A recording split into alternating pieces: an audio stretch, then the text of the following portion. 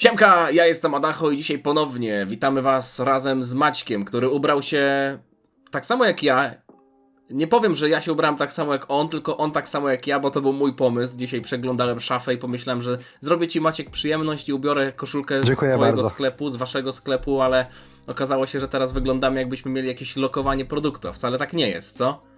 Nie jest, ja po prostu założyłem, bo przed naszym nagrywaniem nagrywałem opening Riftbounda karciany i z racji tego, że to jedzie na mój kanał sklepowy, no to ubrałem się adekwatnie do sytuacji. A będziesz W ogóle grał w pokaż Lola? tył. Classic? Tak, Nie, a nie propos? będę grał, nie wracam do tego. O tym mówię na odcinku, na który jak najbardziej zapraszam na Okej. kanale Ty, unboxix.pl.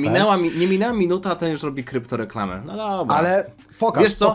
pokaż plecy, patrz. No dobra. Mogę też pokazać krzesło, na jakim siedzę przy okazji. Nie wiem, czy było widać, pokaż plecy swoje. 97 Adacho. Ja w ogóle na tym Jak cieszynka. Jak cieszynka. Ja na tym w ogóle odcinku, Adam, A propos mówiłem, cieszynek, że, to zaraz będziemy jesteś rozmawiać. że jesteś u nas w stajni. W stajni, Jeśli bo już jestem jak koń, jestem zdrowy jak koń, dlatego w stajni. No. Nie, tak się mówi też Nie, w Formule 1, nie? Stajnia na przykład McLarena albo stajnia Ferrari. No i na rynku transferowym agentów piłkarskich, że jesteś w stajni tego. Menadżera jakiegoś. Kiedyś jak jeszcze w świętej pamięci Rajola, nie? Na przykład, że jesteś u Jaroli w stajni albo u Mendesa. To też tak się mówiło. Mówi do tej pory. Propos tematów piłkarskich. Nagrywamy to dzień po finale mundialu. Wiem, że za No. bardzo cię to chyba nie interesowało, ale nie uwierzę, jak mi powiesz, Obejrzałem. że nie oglądałeś finału Mistrzostw Świata. Oglądałeś. Obejrzałem. No to Tak. masz z tym jakiś hashtag mocny statement, czy tylko słabe statementy? Uważam, że Hiszpania po pierwsze, no to każdy, kto oglądał mecz, no to sądzę, że widział, że Hiszpania zgniotła Argentynę. Wygrali całkowicie zasłużenie. Nie wiem, nie mam opinii, że bo Rodri tam zgarnął chyba najlepszego pomocnika mundialu nagrodę. Gracza. Nie mam Gracza. nie mam takiej opinii, że był najlepszy, najbardziej kluczowy. Po mnie Rodri osobiście nie obserwowałem tego meczu dla Rodriego, przepraszam. Ale Argentyna grała tak bandycki futbol. W ogóle dlatego Zgadzam nie chciałem, się. żeby Argentyna wygrywała, ponieważ to nie jest pierwszy raz, kiedy Argentyna pokazuje swoje najlepsze oblicze, gdzie grają brutalnie, twardo. Ale w tym meczu to było bardzo uwypuklone. Paredes, ten z piątką. No, on powinien... Enzo bardzo dobrze, że dostał tą czerwoną. Ale głupio też straszna. Pierwsza za dyskusję i druga faktycznie zasłużona i No. osłabił drużynę. Ja ci powiem tak, przed meczem, w ogóle przed mundialem, Ale powiedziałem bramka, jeszcze tylko dokończę, bramka Torresa bardzo ładna i bardzo podobna do tej, co Iniesta rzucił. Niesta wcześniej. trochę z drugiej strony wtedy był w finale Ale z też, Holandią. wiesz, Ale też dogrywka ostatnia 1-0, minuta, no nie? tak. Ja w ogóle przed mundialem całym, na kokle nawet powiedziałem, że kibicuję Hiszpanii, ale powiem ci, odpalił się we mnie romantyzm, jak w trakcie turnieju Argentyna odrabiała straty z Egiptem, jak Messi strzelał bramkę za bramką. Tu zagrał świetny turniej, tak naprawdę, No. Messi. No tak, no ciągnął Argentynę. Moim zdaniem nie ma, no wiadomo, ten finał był fatalny, on nie zabłysnął w tym finale, ale kibicowałem... Ale też jak Boots wyszedł, Co? jak Boots taki trochę, tak jak z Kukureją się, wiesz, o coś sprzeczał, też mu tam pokazywał, tymi łapami machał, No, tak jak wiesz, to Messi, nie? Ja mimo wszystko go lubię i nie będę oceniał po jednym meczu. No to jest mimo wszystko finał Mistrzostw Świata i jakbym No miał... emocje mogą. To są emocje, nie? I mimo tego, że to też było nazywane jakimś tam meczem przyjaźni, bo mimo wszystko Argentyna z Hiszpanią reprezentacje się w miarę lubią, nie? To jest podobne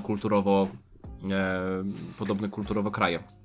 No ale mówię, przed meczem chciałem, żeby Messi wygrał drugi mundial, ale w trakcie meczu po prostu moje kibicowanie Argentynie spadało. Jak widziałem, jak oni bandycki futbol grają. Sędzia nieporozumienie. Sławko Vincic, nie wiem dlaczego dostał ten mecz i nie uciągnął w ogóle tego. Też błędy właśnie na rzecz Argentyny. Więc ta narracja jest...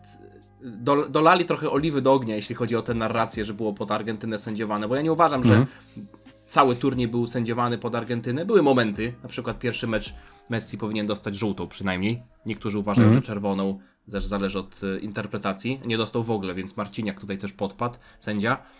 Ale jak oglądałem, jak ten mecz przebiega, to mówię, Hiszpania jak nie wygra tego, to będzie niesprawiedliwe. I cieszę się, że wygrali. Nie, też uważam, że sprawiedliwie. Ale moim zdaniem MVP tego turnieju z Rodri bym się zgodził, ale mi najbardziej zaimponował Kubarsi. Gość ma 19 lat i zagrał Ale taki... turnieju czy meczu? Bo on dostał nagrodę Turnieju. chyba najmłodszego, nie? Turnieju jakiegoś tam gracza. Gość rozegrał tak dojrzały turniej I jeszcze Ja bym dał Bellinghamowi. na obronie, co mówisz? Bellinghamowi bym dał, No bo też ty- ciągnął. No to prawda, no ten mecz, ostatnia bramka w meczu o trzecie miejsce była świetna No. i formę miał kozak, ale ja bym dał Kubarsiemu za to, jaką miał perfekcyjną grę w obronie, plus jeszcze aspekty ofensywne. Tak naprawdę przecież ta bramka, jedna bramka z Francją bodajże? Nie, z Portugalią, jak oni grali. No to była po strzale Kubarskiego z dystansu i tam dobitka weszła, więc gość był wszędzie. W wieku 19 lat. W porządku gość, naprawdę, lubię go i moim Dobry zdaniem... chłopak, dzień dobry na klatce mówi. Co mówisz? Dzień dobry na klatce mówi, dobry chłopak. No to jest w porządku, to jest w porządku gość. Ja na przykład nie lubię takich sytuacji, że gość, jakiś piłkarz jest wybitnym zawodnikiem, ale poza boiskiem zachowuje się jak jakiś but totalny. Trudno jest mi takim kibicować. Jestem w stanie docenić kunszt, ale jak oni gdzieś tam prowokują, mają wybujałe ego i tak dalej, to automatycznie gdzieś to z tyłu głowy siedzi. No dlatego ja nie lubię Viniciusa i chciałbym, żeby odszedł z Realu. Wiesz co, to był pierwszy turniej, gdzie kibicowałem Viniciusowi, bo po prostu Ciągnął reprę. dobrze grał i chciałem po prostu, żeby Brazylia też daleko zaszła. Tylko wiesz co, jeden turniej nie może jakby wymazywać tego, jak on się zachowywał, nie tylko w tym sezonie, ale też w poprzednim sezonie. I mówisz to jako fan Realu, żeby nie było. I mówię to jako fan Realu. Nie, ja jestem kibicem, jeśli chodzi o Real, do mundialu jeszcze wrócę. Jeśli chodzi o Real, ja nie jestem kibicem piłkarza. Ja uwielbiam Bellinghama, tak samo jak uwielbiałem Zidana, uwielbiałem Krosa, Modrisza. To są piłkarze, którym ja kibicuję, bo oni przekazują jakieś wartości, które w jakiś sposób utożsamiają się z klubem.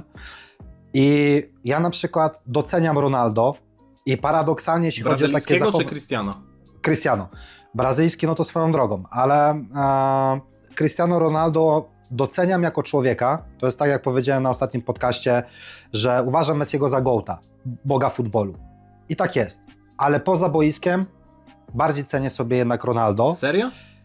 Tak, poza boiskiem. Wszystkie te aspekty charytatywne, udzielanie się i tak dalej, to bardziej sobie cenię Ronaldo jako człowieka niż Messiego. Ale pomimo tego wszystkiego ja byłem zwolennikiem jego odejścia, bo ja nie kibicuję jednostce. Ja kibicuję klubowi. I dla mnie dobro klubu jest najważniejsze. Nie masz wrażenia, że on stara się trochę siebie postawić wyżej niż reprezentację? Cristiano? No tak, oczywiście, że tak, ale tak samo było jak... Dlatego chociażby koledzy z klubu, koledzy z reprezentacji nie idą za nim aż tak w ogień?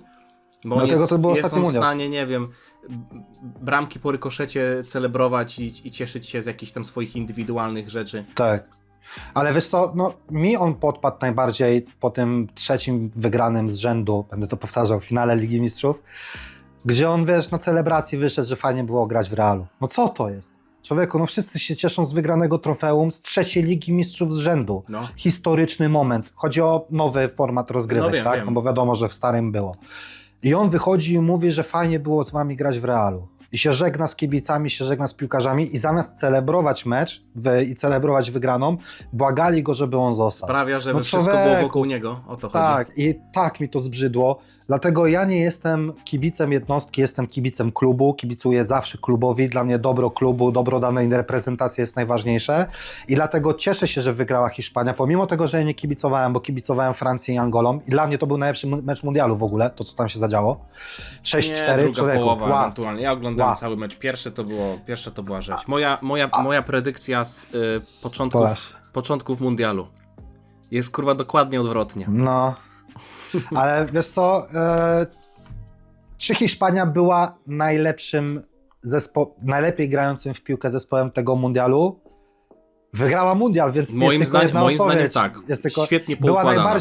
najbardziej poukładana, najbardziej konsekwentna. Ale czy Jedną grała bramkę najpiękniej? stracili. Nie, to był pragmatyczny futbol. Pragmatyczny, ale byli najbardziej konsekwentni, wygrali zasłużenie, pomimo tego, że im nie kibicowałem, obiektywnie patrząc, cieszę się, że to oni, nie Argentyna. Ale trochę jestem zawiedziony Jamalem. Myślałem, że więcej pokaże we wczorajszym meczu. No wiesz, ja też. Ja nie jestem jego szczególnym kibicem, więc mi to akurat nie przeszkadza. Szczerze, jakbym miał ci powiedzieć, kto jest moim ulubionym piłkarzem z reprezentacji Hiszpanii, zapalę sobie światełka. Jak myślisz? To będzie niepopularne. Zubimendi. Eric Garcia. O, Nie zagrał za dużo, No. ale wszedł w finale. wszedł. Uwielbiam gościa. Jest... Nie. Też zagra w Barcelonie. On jest gościem, którego można wstawić na 5 różnych pozycji i się sprawdza. No właśnie nie ma w Hiszpanii teraz. Kiedyś ta stara Hiszpania, Iniesta, Xavi, Ramos. Ramos był moim ulubionym zawsze piłkarzem. Albo Ramos wcześniej był Michel... na trybunach z Na trybunach z Casillasem, Casillasem, Iniestą. Xaviem. Tam obok Lewandowski w ogóle był, ja go nie zauważyłem. Tak. A nie wiem, czy czytałeś, Lewandowski z racji tego, że zdobył nagrodę, tak, piłkarza roku FIFA, to ma dożywotni wstęp na finał. O, naprawdę? Nie Tak. wiedziałem, że to tak działa. I No, wszyscy, ciekawe. którzy wygrali jakieś trofeum związane z FIFA, czyli mundial, jakieś nagrody, tak, no to mają możliwość wejścia na loże VIP. No to jest akurat spoko, no bo to FIFA daje nagrodę Fajnie. i FIFA organizuje, ale na przykład robiąc follow-up do tego Maciacho z One Piece'em, gdzie gadaliśmy chwilę o złotej piłce, mnie to drażni, że już teraz są dyskusje, kto złota piłka. No, Mbappé nie, bo mimo tego, że zagrał świetny turniej, król strzelców, to nie wszedł Messi. do finału. Messi nie Powiem Ci tak, do momentu albo po półfinałach, przed finałem, gdyby Messi wygrał finał i nawet jeszcze strzelił bramkę, czy zagrał jakiś przyzwoity mecz, to mógłby być w topce. Bo by po prostu, ja nie mówię, że to moja opinia, tylko że byłby. Po prostu wzięliby go pod uwagę. Ale był najbardziej kluczowy dla całej Argentyny, no, bo ciągnął ją. Oczywiście. I mimo tego, że gra sobie w MLS-ie, to potem przychodzi na największy turniej i jest Nie gra. weryfikacja. I on No. w wieku 39 lat te weryfikacje przechodzi.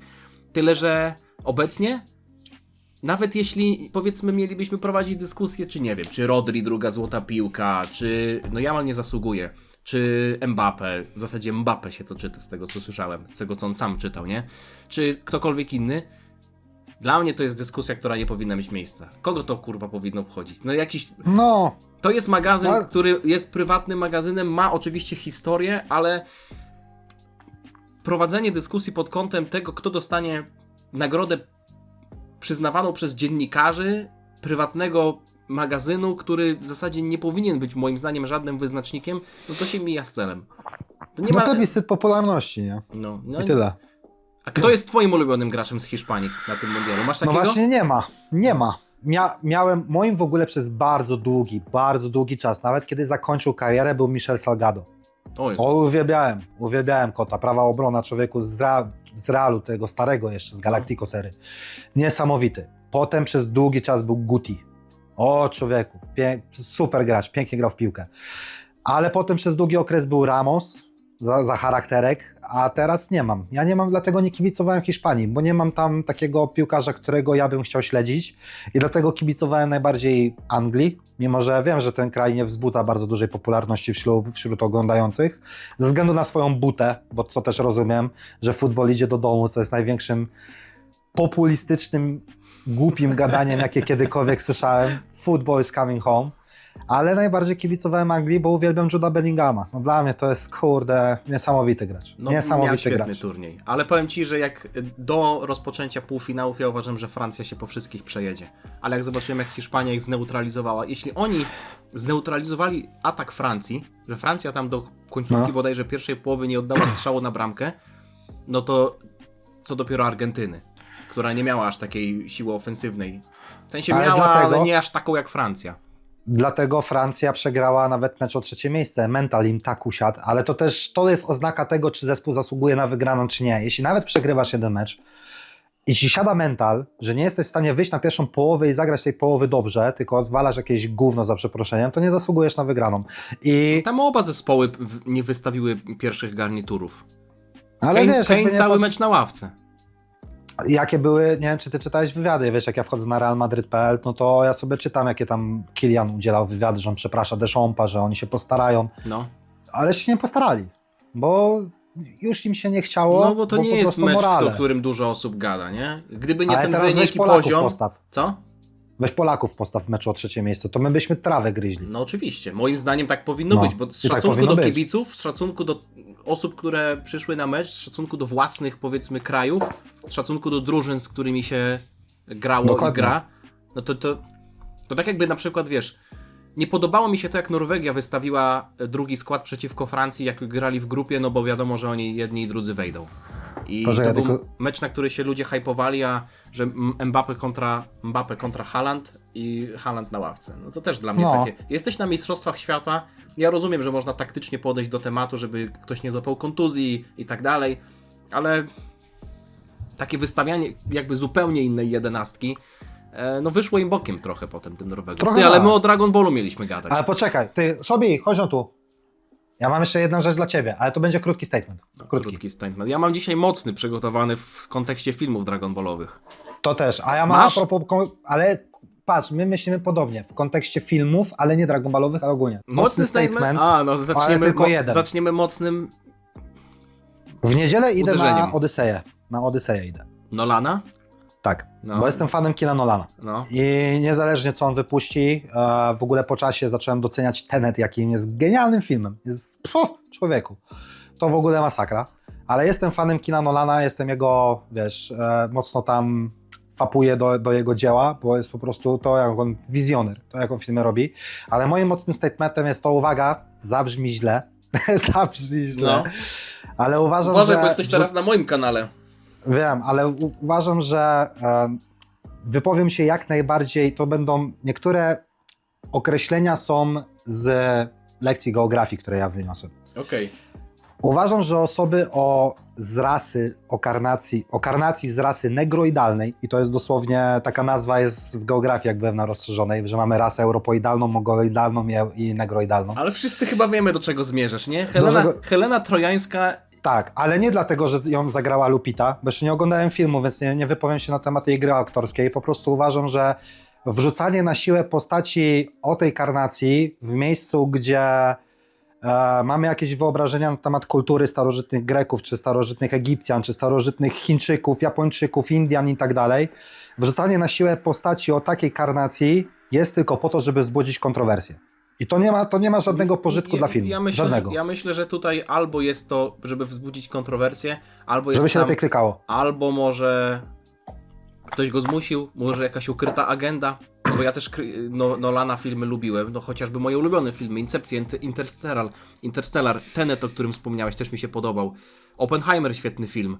Świetnie, no. Ale jeszcze tej Odysei nie oglądałem, szczerze nie kręci mnie, ale to nie jest kwestia jakby obsady i raczej tematyki, po prostu nie kręci mnie tamta część historii, tak samo jak na przykład Dunkierkę obejrzałem, ale równie dobrze mógłbym jej nie obejrzeć. Jeden z takich filmów, który mnie mniej poruszył akurat. Wolę bardziej takie, jeśli mógłbym to nazwać trochę brzydko science fiction, nie? Takie bardziej fantazyjne podejście do tematu, jak chociażby Incepcja. Ale zgadzam się i moim zdaniem to nie jest mocny statement. Dużo osób Bardziej, wiesz co? krytykuje ten wybór. Tak, tylko że ja nie krytykuję jej dla gry aktorskiej albo dla samej w sobie aktorki czy postaci. No to ja nie krytykuję jest ten wybór. nie jest historycznie dokładne. Po prostu. Bardziej nie jesteś w stanie tego udowodnić, bo Helena jest postacią mitologiczną, to jest postać fikcyjna, ale biorąc pod uwagę, że wiemy o kulturze Greków, jak ona wyglądała, jak oni funkcjonowali te 2000 lat temu i jak Grecy wyobrażali sobie bóstwa, przecież mamy rzeźby, mamy obrazy, mamy te malowidła na różnych ornamentach typu dzbany, wazony i tak dalej. Jesteś w stanie sobie to mniej więcej wyobrazić. Plus dla przykładu postać Snape'a i jak ktoś mi pitoli, że Snape nie miał określonego wyglądu w książce, no miał. Że miasta karnacja cery i tłuste, czarne, kruczo-czarne włosy, haczykowaty nos.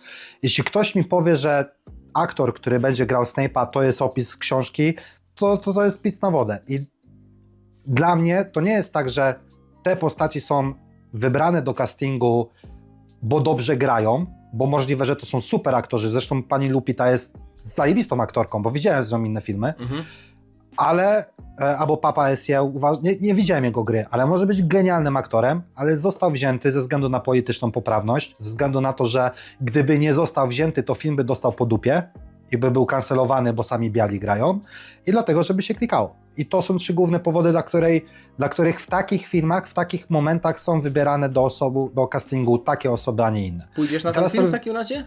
Pójdę, bo ja uwielbiam Nolana Okay. i lubię czasy jednak antyczne. To, że Matt Damon gra główną rolę, ja uwielbiam Matta Damona, uwielbiam tą postać jako aktora, super mi się podoba, jak on gra w Marsjaninie.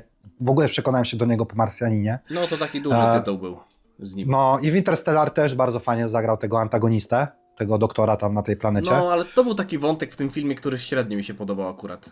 Jakby go nie było, to byś nic nie stracił. No, nie mówię, że do wycięcia, no bo był mimo wszystko potrzebny, ale taki był niepasujący do ogólnego motywu ratowania świata i tych podróży kosmicznych. W sensie taki do zapomnienia. Więc no, wiem, że to jest kontrowersyjny statement, ale jak już mamy mówić na tym właśnie na temat filmów kinowych, o czym dzisiejszy będzie podcast, to jednak kurde nie boli mnie to. Kłuje mnie w oczy to, że mamy Matta Damona, który gra Odyseusza o takiej karnacji, Tom Holland też tam gra, wiemy jaką ma karnację, nawet Elliot Page mi nie przeszkadza, naprawdę, bo wiemy, że ona zagra jakąś postać i to pasuje i mamy panią Lupitę, która jest całkowicie z czapy wyrzucona do jakiego klimatu filmu, nie? Wiesz o co mi chodzi, jakby rozumiesz, nie? No rozumiem. Więc dla mnie to jest po prostu po to, żeby film się lepiej klikał i akurat Nolan jest o tyle mocnym zawodnikiem, mocnym reżyserem, że co on nie wrzuci, to się będzie sprawdzał ten film i zarobi ten film na siebie, ale na przykład Harry'ego Pottera nie mam zamiaru sprawdzać, pomimo że jestem największym fanem tego uniwersum i uważam, że filmy się nie zestarzały. No uwielbiam Harry'ego Pottera, przeczytałem książkę 4 razy, wszystkie. I uważam, że te filmy się nie zestarzały, pomimo tylu lat. Ogląda się je świetnie i fajnie, że cały czas lecą w telewizji. I uważam, że serial, pomimo tego, że niektóre wątki, jak cały wątek backstory Voldemorta, który nie zostało zaekranizowany w filmie, No. to na remake jeszcze jest za wcześnie. I uważam, że jest Oczywiście, niepotrzebny. że niektóre filmy nie potrzebują remake'ów. Dokładnie. Ale szkoda, no- że akurat historii Voldemorta nie ma, bo jest przegenialny. Teraz mój mocny statement, już stricte z Dragon Ballem, bo ciekawe, czy Dawaj. ktoś wytrzyma pół godziny, może nie pół godziny, Wytrzymają. nie wiem, jest 20 minut wstępnego gadania. Moim zdaniem lepiej byłoby ogólnie dla marki Dragon Balla, gdybyśmy może nie w pełni, ale częściowo powrócili do tego schematu wrzucania filmów jak w latach 90. Czyli mniejsze filmy, Okay. nawet nie kanoniczne, ale częściej, nawet co rok, co półtora roku. Czyli mamy, dajmy na to, przykładowo mówię, grudzień 2026, czyli zima 2026, półtora roku później wiosna 28, potem grudzień 29 i tak dalej. Co półtora roku nowy film, bo to by ożywiło społeczność, ożywiło świat Dragon Balla, dodało paliwa do gier, co też jest mimo wszystko istotne. I nawet jeśli to byłyby takie filmy pokroju, dajmy na to Androida 13, gdzie mamy troszeczkę lora wrzuconego, że Zero miał jeszcze, nawet to jest wykorzystane tak naprawdę, w sensie to jest wykorzystanie pewnej luki w historii, bo wiadomo, że jeśli były Androidy 16 i tak dalej, to były też poprzednie, co było na jednej okładce rozdziału Dragon Balla Z, co tam było powiedziane, że Androidy 1 do 7 tam nie wiadomo, 8 to była porażka i tak dalej. Więc mamy wykorzystanie pewnego motywu i nawet jeśli potem ten motyw jest wykorzystany dla niektórych lepiej, dla niektórych gorzej, są takie, a nie inne postaci, jest jakaś walka, jest jakieś pokonanie, to jest coś, co ja bym mimo wszystko wolał, ale dlaczego nie mówię w pełni jakby powrót do tego motywu, do tego schematu. Żeby takie filmy krótkie, krótkometrażowe, wykorzystujące modele postaci, istniejące już na przykład animacje z anime, bo tak często to działało. Przecież mieliśmy anime Dragon Ball Z, które powstawało w międzyczasie i często te animacje były recyklingowane w filmach. I te filmy trwały 40 minut, łatwiej to było tworzyć, nie było konsultacji za bardzo z Toriyamą, raz na jakiś czas on rysował jakieś postacie, ale to nie było tak, że ten proces trwał jakoś szczególnie długo. Więc łatwiej i szybciej się produkowało te filmy. Gdyby na przykład było tak, że raz na rok, czy raz na półtora roku, czy nawet na 2 lata mamy taki krótki film i gdzieś w międzyczasie jest wrzucony duży projekt, który jest w cudzysłowie kanoniczny, to byłoby mega spoko, ale to też myślę, że mogłoby wymagać na przykład zaangażowania jakichś innych studii animacji. Tak jak mamy na przykład One Piece'a, którego teraz robi Wit Studio i to sprawia, że w uniwersum One Piece dzieją się różne rzeczy, bo nie jest wszystko na głowie chociażby Toei, nie? Tak to widzę. Zgadzam się, wiesz dlaczego? Już ci mówię. Zgadzam się, bo Długa wypowiedź, przepraszam, tak słuchałeś. Ale nie, bo wiesz, dlaczego, kurczę, często też jest tak, że ci przerywam, czego nie chcę, ale po prostu Ja też mam ci ADHD. przerywam, na przykład teraz.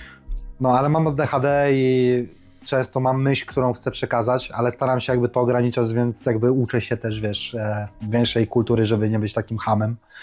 Ale dlaczego się zgadzam? Bo uważam, że filmy Dragon Ballowe przedstawiają jedne z lepszych i ciekawych pomysłów, które super rozwijają uniwersum i są to jedne z lepszych historii, jakie kiedykolwiek powstały odnośnie Dragon Balla, Dragon Balla Z i tak dalej, które szkoda, że nigdy nie padły, że są w kanonie, były nawet tworzone, żeby nie były oficjalną Lepszych, historią. czy z większym potencjałem? Uważam, że historie przedstawione w filmach kinowych są nawet lepsze niż niektóre sagi. To są jedne z No, najlepszych, no niektóre okej, ale... jedne z najlepszych historii, jakie mamy w uniwersum. Nie No, wykonanie, historia. Na przykład? Będziemy przechodzić przykład? zaraz do naszej topki? Na przykład cała historia, bo pomijam film kanoniczny Battle of Gods Resurrection of Effie Broly, bo to wiemy, że to jest w kanonie. I Superhero? I Superhero. Na przykład film z Bojackiem, który jest moim ulubionym filmem ze wszystkich, jakie kiedykolwiek były. Uważam, że motyw, jak ginie Northkaio i pieczęć, która trzymała Bojacka zamkniętego w więzieniu, zostaje jakby nie ma jej, tej pieczęci, dzięki czemu Bojack się uwalnia, to jest pomysł na całą sagę. No dobra. No to w takim razie kontra. Moim zdaniem to też jest dobry pomysł, ale to jest pomysł, który jest wytłumaczeniem tylko jednej rzeczy. Jak Bojack się uwolnił. To daje oczywiście potencjał do tego, żeby opowiedzieć o tym, jak został tam uwięziony, no bo jeśli był uwięziony w tej planecie razem z klanem, to znaczy, że z jakiegoś powodu musiał być tam zapieczętowany. Możemy się domyślić, że był kosmicznym piratem, no bo to było powiedziane i gdzieś tam podbijał planety i Kaio go zapieczętował. Ostatnio Multiverse specjalny rozdział Multiverse było, właśnie. odnośnie tego, ale nie ma powiedzianego, kim jest Bojack, co to za klan, jaka jest ich historia, dlaczego ich jest na przykład 5, czy było ich więcej. To jest, ale wiesz, to jest historia, która opowiada o jednym przepraszam. momencie, a nie o całym. Nie, spoko. Rozmawiamy. Dlatego mówię, że pomysł, konspekt, historia przedstawiona są jednymi z lepszymi, ale kurde, jest to niewykorzystany Trzon potencjał. jest obecny tak, trzon. Na papierze. Jest to naprawdę super. Uważam, że na przykład, nie wiem, film ze Slagiem to jest, w ogóle przedstawię Ci moją piątkę, bo dzisiaj chciałbym się skupić na tej piątce. Czy po Film kolei, z Bojackiem, po kolei czy lecimy po kolei, czy wszystkie naraz chcesz a powiedzieć? jak wolisz? Możemy po kolei. Po kolei, Jeden, żeby jeden. trzymać Dobra. trochę suspens. Tak, to jest, zacznę od... Dobra, to powiedziałem, jaki jest film najlepszy.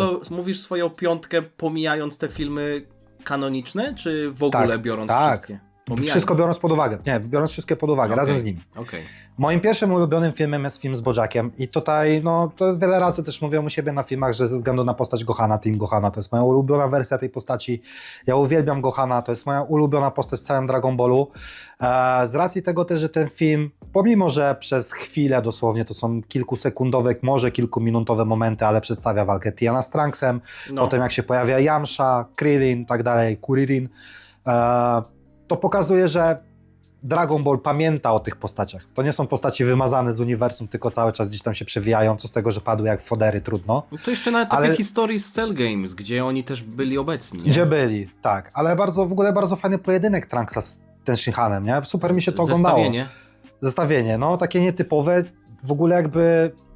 Trochę fanowskie. Albo z jakiegoś Budokai Tenkaichi gierki. Tak, ale fajnie, bardzo ładna animacja i to, co mi się podoba, może sam w sobie Bojack jako postać, jako przeciwnik, antagonista jest bezbarwny, jest bardzo taki zwykły, po prostu. Główny zły, który przybywa na ziemię i tyle, bo wyczuł mocną energię podczas Cell Games, nie? No. Ale tak jak mówisz, to co też mieliśmy w multiversie, możliwe, że tą sagę chciałbym i widzę potencjał na to, żeby ją kontynuować w kolejnych na przykład przygodach, to jest dlatego, że przeczytałem też ten rozdział specjalny Multiversa i ja widzę tutaj potencjał. Nawet można byłoby to teraz wrzucić, że załóżmy, mamy takiego pseudo Zamasu, tylko że to nie Zamasu, ale postać, która ma podobne motywacje jak Zamasu i zabija zabija Kaio. Bo nie chce panować na multiversie, tylko wystarczy mu panowanie nad galaktykami, nie?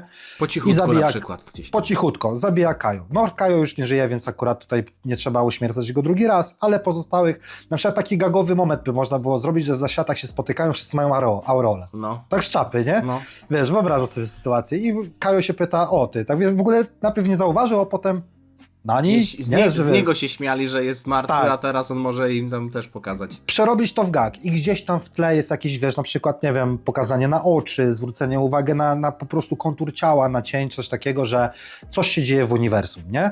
I nie musi to być postać pokroju Black Freezy, czy najnowszych form transformacji Goku i Vegety, żeby trochę ten power level zmniejszyć, bo jesteśmy w skali, załóżmy, galaktycznej, a nie multiwersalnej i znowu dać postać do obicia Gohanowi i Piccolo, nie? Na przykład tak, to w tym momencie historii, czy cofnąć się Mogłaby być. i dopowiedzieć to wtedy? Że cofnąć jakby, tak jak na przykład Daima cofnęło historię po Majin Busadze. Znaczy jedno i drugie. Bardziej tutaj... Z nowymi formami, czy bez nowych form? No bo jakbyś Wiesz co? jak mówisz o Gohanie i Piccolo, no to oni obecnie już są silni. Nie, Nie? są silni. No właśnie, to jest ten problem, bo jak się zastanawiałem nad tym, czy teraz jest możliwość na etapie obecnej fabuły, byłaby taka szansa, żeby ten film kinowy w jakiś sposób przenieść z kinówki do fabuły, do sagi na karty mangi. I tutaj się starałem albo zrobić, że to jest przeciwnik dla chłopaków. No też, tylko trzeba byłoby zrobić środowisko do tego, żeby nikt inny nie mógł walczyć. No właśnie, więc tutaj trochę jednak jako taki może prequel, tak jak faktycznie sugerujesz, że taka jakby saga prequelowa, wyłączamy Goku i Vegetę z tego, nie? Po prostu skupiamy się znowu na Gohanie, na Piccolo, przed Superhero i mamy takiego złego, który może to być na przykład ktoś z klanu Bojacka, który po jakimś czasie po prostu zabija tych Kaio, żeby uratować swojego szefa. Okej, I czyli wprowadzić Bojack. nowe lore. Czyli Bojack I twój Bojack, ulubiony. jako pierwszy. Film z Bojackiem, nie Bojack. Film z Bo moim Bojackiem twój ulubionym antagonistą w ogóle jest Janemba, ale film z Janembą nie jest moim ulubionym. No okej, no jest to zrozumiałe. Moim ulubionym filmem to nie jest zaskoczenie, jest Dragon Ball O, Super się Broly. polałem. Co? Polałem się. Ale to woda na szczęście. A, okej. I tak siedzisz tak, że nie widać nawet logo. Powiem ci, zobacz, nawet jakby to czytać tak, jak ktoś by nie wiedział, no to może to przeczytać X-Unbox albo Xbox. A też tak może być. No. Xbox. O, się A to polałem. jest Kurde, unbox. nowa koszuleczka. Ks. Dawaj, mów. Super Broly. Dragon Ball Super Broly. Ten film jest kompletny pod kątem fabuły, bo wprowadza historię, rozwija ją i kończy. I nie ma niedosytu tyczącego się tego, że mamy, dajmy na to, takiego chociażby tego Bojacka, że nie wiadomo skąd on się wziął, że pojawił się, w sensie wiadomo, że się wziął z tej planety, ale nie wiadomo jak tam trafił, nie wiadomo kim on jest i tak dalej. Wiadomo, to jest kwestia tego, że te filmy były krótkie i nie miały możliwości opowiedzenia pełnej historii ze względu po prostu na to, że nie miały na to czasu, jeśli chciałyby jeszcze przedstawić jakieś emocjonujące walki. I to, z czego Dragon Ball żyje, jakieś transformacje i te hype'owe momenty. Ale Dragon Ball Super Broly podoba mi się o tyle, że mamy tam też te etapy tego filmu. Retrospekcja, teraźniejszość do momentu walki z Brolim i walka z Brolim. I też jest to jasno podzielone, plus Broly sam w sobie, mimo tego, że nie jest postacią jakoś szczególnie wybitną czy wielowymiarową, to jest niejednoznaczny. Bo to jest postać, która jest antagonistą, ale jest trochę też tragiczny. Jest wykorzystywany przez ojca. Walczy dlatego, że nie wie dlaczego walczy. W zasadzie jest zmuszany, bo ma mózg wyprany. To są też rzeczy, które są pokazane, ale też można sobie to łatwo dopowiedzieć, że Broly odziedziczył trochę tę chęć zemsty po swoim ojcu, mimo tego, że nie do końca może wie, dlaczego się mści i nie lubi walczyć, ale jest do tego zmuszany. I sam fakt, że mamy film, i to jest jakby już kwestia wychodząca poza trochę, w sensie samą stricte fabułę, tylko mówimy o jakby pisaniu serii dalej Dragon Balla. Mamy zmianę krajobrazu serii, czyli film, który nie wraca nas na sam koniec do punktu zero, czyli nie robimy ronda i nie wracamy do punktu, z którego zaczęliśmy, a cała historia jest do wywalenia, taka filerowa, tylko wpływa stale na to, co się dzieje w uniwersum, bo Broly, Chilla i Lemo wchodzą jako postacie, które są istotne dla fabuły. Może nie aż tak bardzo do tej pory, bo tam zostali wspomnieni w Superhero i pokazani, ale to jest też coś, co uważam, że w tych filmach jest o tyle atrakcyjne, że można je oglądać z takim zapartym tchem, że nie wiesz, jak się film skończy i nie wiesz, czy coś, co się wydarzy na końcu, albo inaczej, wiesz, że coś, co się wydarzy na końcu, będzie miało wpływ na resztę historii, która gdzieś tam się pojawi w mandze, w kolejnych filmach, w anime i tak dalej. I to jest coś, co jakby to słowo kanon nie jest przez Japończyków używane, ale mimo wszystko te filmy właśnie pokroju chociażby Broly'ego czy Superhero mają ten nieodzowny element wpływu stałego na świat. To jest też coś, o czym mówiłem w jakimś tam poprzednim odcinku, co rozmawialiśmy, że One Piece ma sagi, które sprawiają, że krajobraz serii się zmienia, a w Dragon Ballu często tak nie jest. Ale skoro to jest dla ciebie ulubiony twój film, nie? Zobacz, ja na przykład Bojacka podałem specjalnie po to, że abstrahując od tego, że to jest mój ulubiony film, to jednak wybrałem ta piątka, którą ja mam, to są filmy, które ja widzę tam taki zajebisty potencjał na rozwinięcie fabuły, albo właśnie wrzucenie tego nawet teraz w obecne wydarzenia, ale tak jak powiedziałeś, Broly jest filmem kompletnym, tak jakby, nie? Mamy retrospekcję, mamy zalążek, rozwinięcie, zakończenie. Lore, historia. To teraz jest to w teorii oficjalna kontynuacja sagi, nie? No. Nie mówmy słowa kanon, bo kanonu nie ma. Albo jest. No. To zależy od widza. Każdy niech sobie uważa, co chce, No. czy jest, czy nie jest. Ale w teorii jest to oficjalna historia. I teraz, czy Broly ma coś takiego, co można mu jeszcze w jakiś sposób polepszyć, albo można rozwinąć coś, czy jednak to już jest na tyle kompletny film, że nic tam się nie da zmienić? Nie, oczywiście, że można. Mówię kompletny, porównując go do starych filmów Dragon Ballowych, że jest jakby ten trójpodział. Wstęp, rozwinięcie, zakończenie. Nie ma... A to co byś zmienił? Nie ma niedosytu. No sam fakt, że mamy informację, już wtedy mieliśmy, że skrypt oryginalny do Broly'ego był dłuższy, tylko został on ucięty, więc ta oryginalna wersja Broly'ego nie jest wypuszczona, więc tam były jakieś rzeczy, o których się nie dowiedzieliśmy. Co ja bym zmienił? Może wątek Bardoka na przykład bym poszerzył w tak, ja jego też. drużyny Bardoka. Tak jest, tak, myślę podobnie. Bo zostali tam, w zasadzie oni nie pokazani, oddział Ginyu został tylko pokazany. Czyli generalnie wrzucić do tych retrospekcji postacie, które znaliśmy gdzieś na przykład z sagi Namek, z Saiyan Sagi, innych Saiyan, wytłumaczyć na przykład, pokazać scenę, w których Saiyanie z tej drużyny Vegety, Nappy i Radica, bo tam była jeszcze dwójka Saiyan nienazwanych, jak oni zginęli, co się z nimi zadziało, nie? Bo nie wiadomo, czy zginęli, ale do tego nawinę. No nie wiadomo, czy zginęli. Generalnie to nie jest pełny pod kątem wykorzystania potencjału swojego film, ale on jest pełny pod kątem takiego konspektu, moim zdaniem. Po prostu on wprowadza historię, przedstawia tego złego, wiemy skąd on się bierze. Nawet sam fakt, że on jest tą mutacją, jak ktoś już oglądał starsze filmy z Dragon Balla Z, to może sobie sam dopowiedzieć, że no przecież to jest Broly, więc urodził się taki i tak dalej. Ale jeśli ktoś by nie oglądał starych filmów z Brolim i ogląda ten nowy, to może się zastanawiać, dlaczego akurat taki się gość urodził. Nigdy nie zostało powiedziane, że raz na ileś lat rodzi się taki Saiyanin, czy że coś... No mi trochę legendy zabrakło. Czy że poszło coś zabrakło. nie tak z jego narodzinami, bo jeśli spojrzymy na Paragusa, który jest jego ojcem, no to on nie miał jakichś mocarnych plemników, że narodził się Broly. Paragus był słaby, a Broly już nie był słaby. Może matka Broly'ego. Wiesz, o co chodzi, rozwinąć to jakoś. Dlatego właśnie tu mi brakuje, w tym filmie mi brakuje trochę zaczerpnięcia z lore, z folkloru Saiyan. Nie z lore Saiyan, tylko z folkloru całej legendy tego mitycznego, legendarnego Saiyana. To mi tu zabrakło.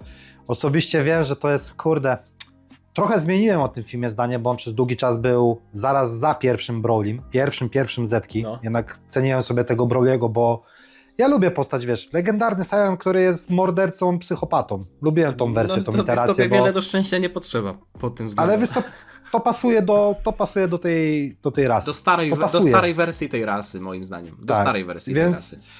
Więc to jak najbardziej. I kurczę, ale to nie jest, na przykład to nie jest mój ulubiony film. Chociaż ten jest nawet dobry. Nie wspominam o animacji, bo to się komentuje samo. Animacja jest dobre. Model no i muzycznie Blizzard muzycznie. też stoi wysoko, nie? Ale na przykład to teraz ja przejdę do swojego kolejnego, a propos tych Saiyan.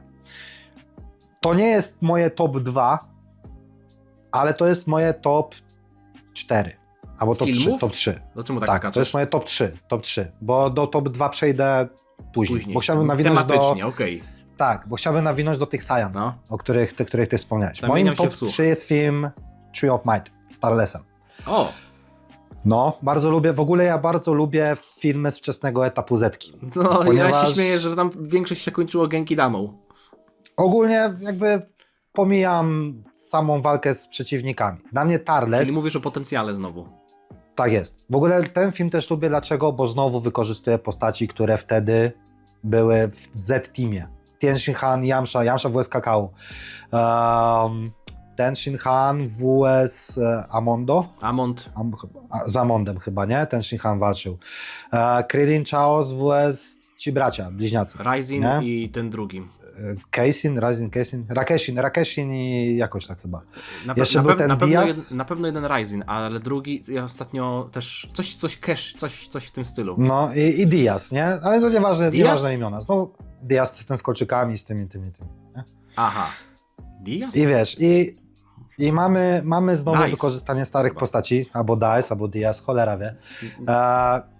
Pomysł na fabułę, że mamy Saiyana, który...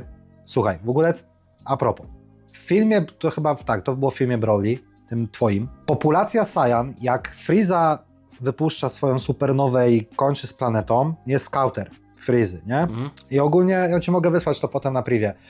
Ktoś przełożył liczby na skauterze na faktyczną liczbę mieszkańców na populację planety. Okazuje się, że Saiyan w teorii mogło być 1 milion, nie? Co byłoby takie w sumie nawet symboliczne, że od 1 miliona do 0 Mhm. sobie spada, nie?